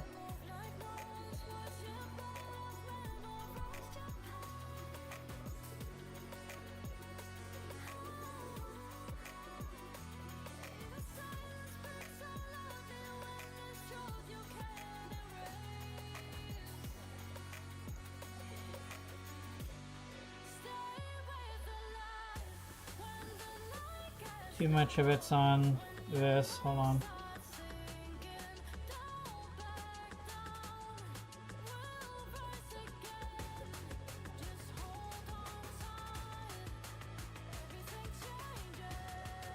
Okay, bear with me here. I'm realizing this might not be in all the way.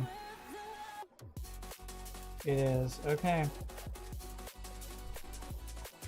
It's a bit deeper than the other ones. That's why I'm...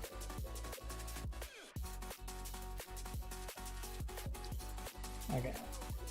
Need to be able to hold it differently to give myself the correct angle here.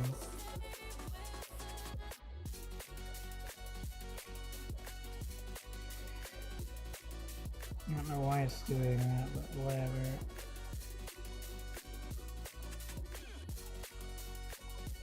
Okay, it's in at least. It was awkward.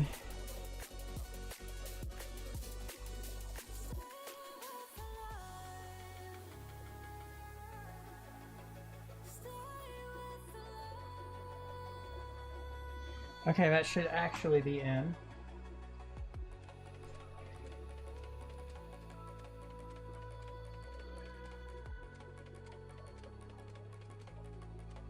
Now that should properly be in. Next.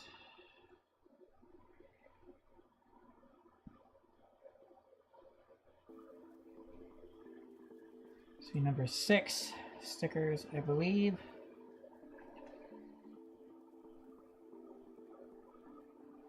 So these two right here.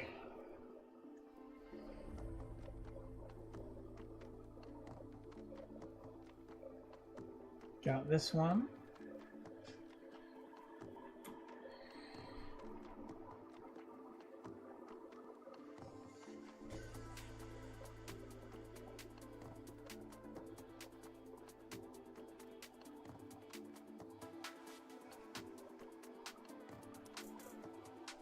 It's in place.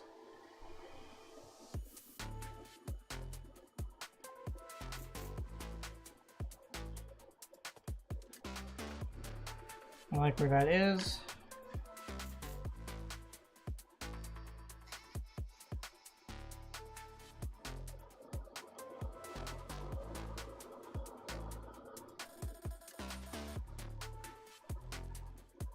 Okay. So that should be that one in place. Next.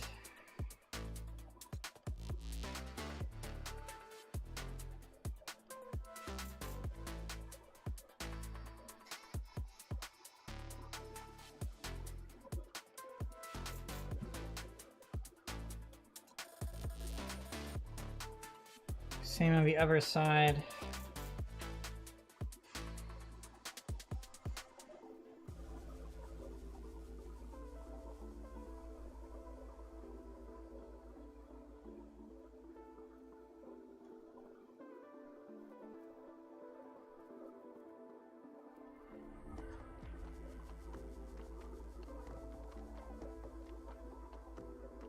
Whew. That is so little surface area holding it on place. My gosh. We'll see one more. Oh, I got it. Woohoo. That was the last sticker too. Alright. Let's try and convince it that it should be somewhere else. Okay.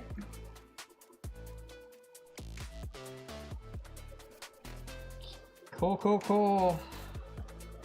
There it is. The next arm done. Whoops. That goes there. Let's move that out of the way. We can continue following the instructions as one does.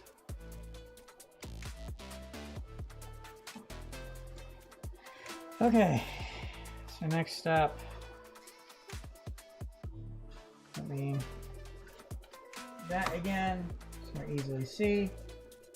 That's the last step here. Warriors V's.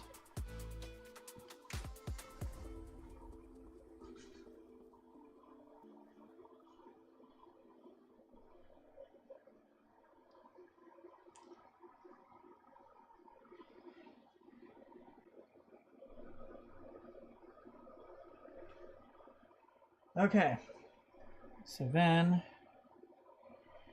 it's saying it wants it to be this way.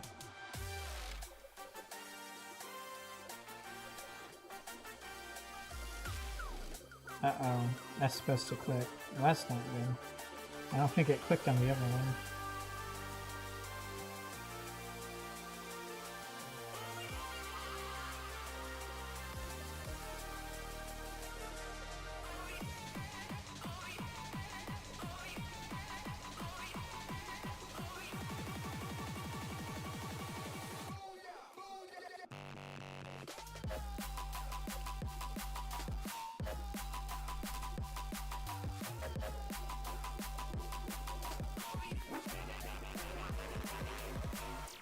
No clicky clicky. Dang, it's supposed to go in further. It's indicating it, the images, so that's not good. Well, how do I do that?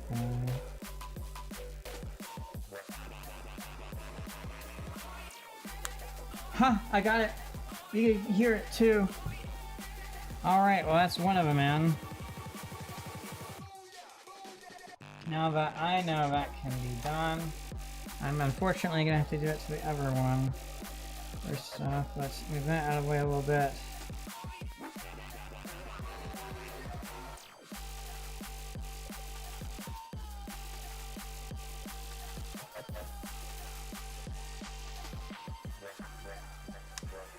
It's in.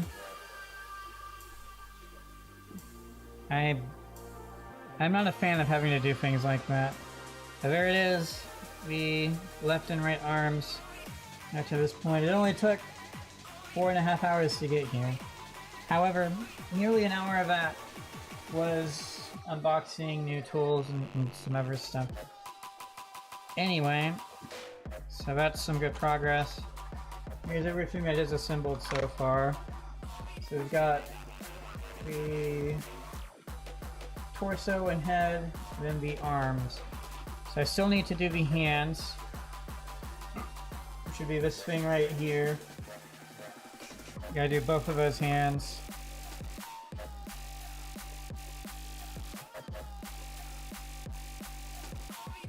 It shows instructions on what to do with the movable hand. I'm going to add to the right arm, then of course do the exact same thing over here with the left arm. That's what I would be doing to be done.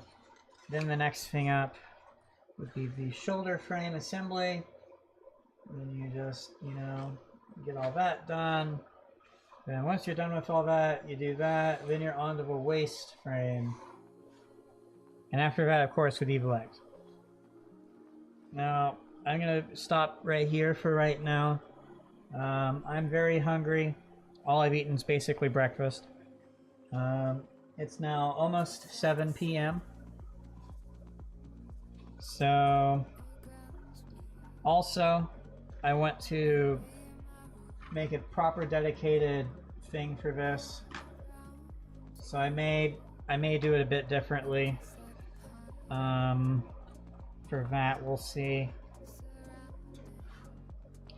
Anyway, so the game plan is tomorrow to try assembling these hands and have that be a proper guide that I put up on YouTube as its own video thing. And from there, of course, finish assembly of the arms, including all this other stuff, and hopefully at that point I'll have plenty of time to get the waist frame done, the leg frames done, to at least be fully done with this part. That's the goal, is to be fully done with that, for sure. And then after that would be the backup, the backpack is the second step. And for whatever reason, there aren't many steps for that.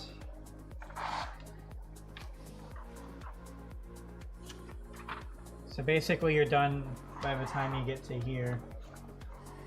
So that's only 2, yeah, so 1, 2, 3 pages. 4 if you want to be super technical. I'm sorry, 3.5 if you want to be super technical. So it's only 3.5 pages of assembly for the back unit stuff. And the thing is, the back unit is the entire back unit assembly, as far as I'm aware. It includes the armor and everything else. So I'm sure there'll be all sorts of stickers and etching I have to do for that as well. And that's where part of the time-consuming stuff will be, which does make logical sense. But anyway, so that's what it would want me to do next. And then after that, you add the armor. And so that'll be fun. Now there shouldn't be etching to the armor, I think. But there'll definitely be some stickers, lots of stickers from the looks of it. I'm just looking to see if there's any etching to the armor itself.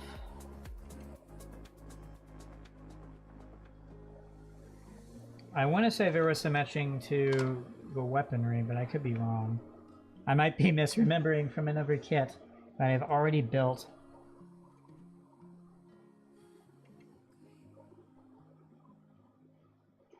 The waist unit somehow does not have any stickers.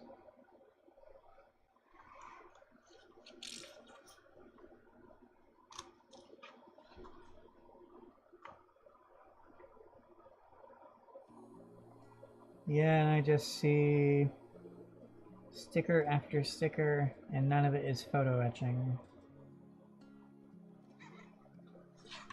Okay.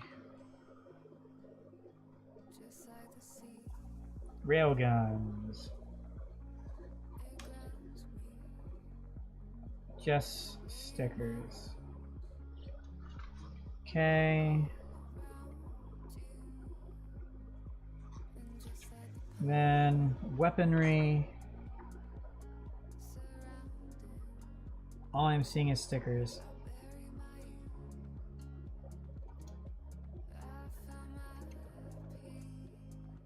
Yeah, I don't see that.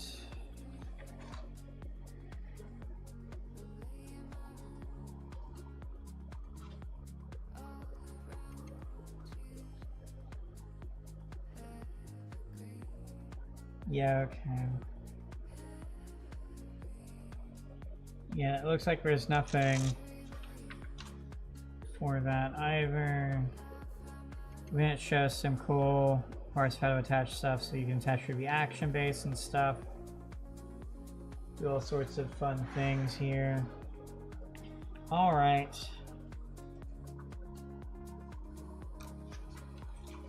Let me move all the pages back. This build's gonna take me a while and I don't care. It doesn't matter anymore. That's sort of what I have decided at this point. I don't care anymore. Alright, so again, this is technically where I would start next time. It's over here. Let me See if I can make note. Why is it not numerical? Why won't you show it being numerical? Oh well. It doesn't matter. I was trying to see what the zoom was. But anyways, if I zoom out like this... That's what you were looking at this entire time. Crazy, huh? Now, of course, I can pop this back on. Woohoo. But all of that is zoomed in. So, that was definitely fun. These two nippers are definitely quite nice. The SPN120L and the PN120L. Both are quite nice. I'm realizing now that getting the PN120L may have been overkill. I probably would have been fine just getting the SPN120L. But I have both now. And that means I can use the PN120L in lieu of the display if I really want. Or I can continue to use the display as the work mule for the undergates.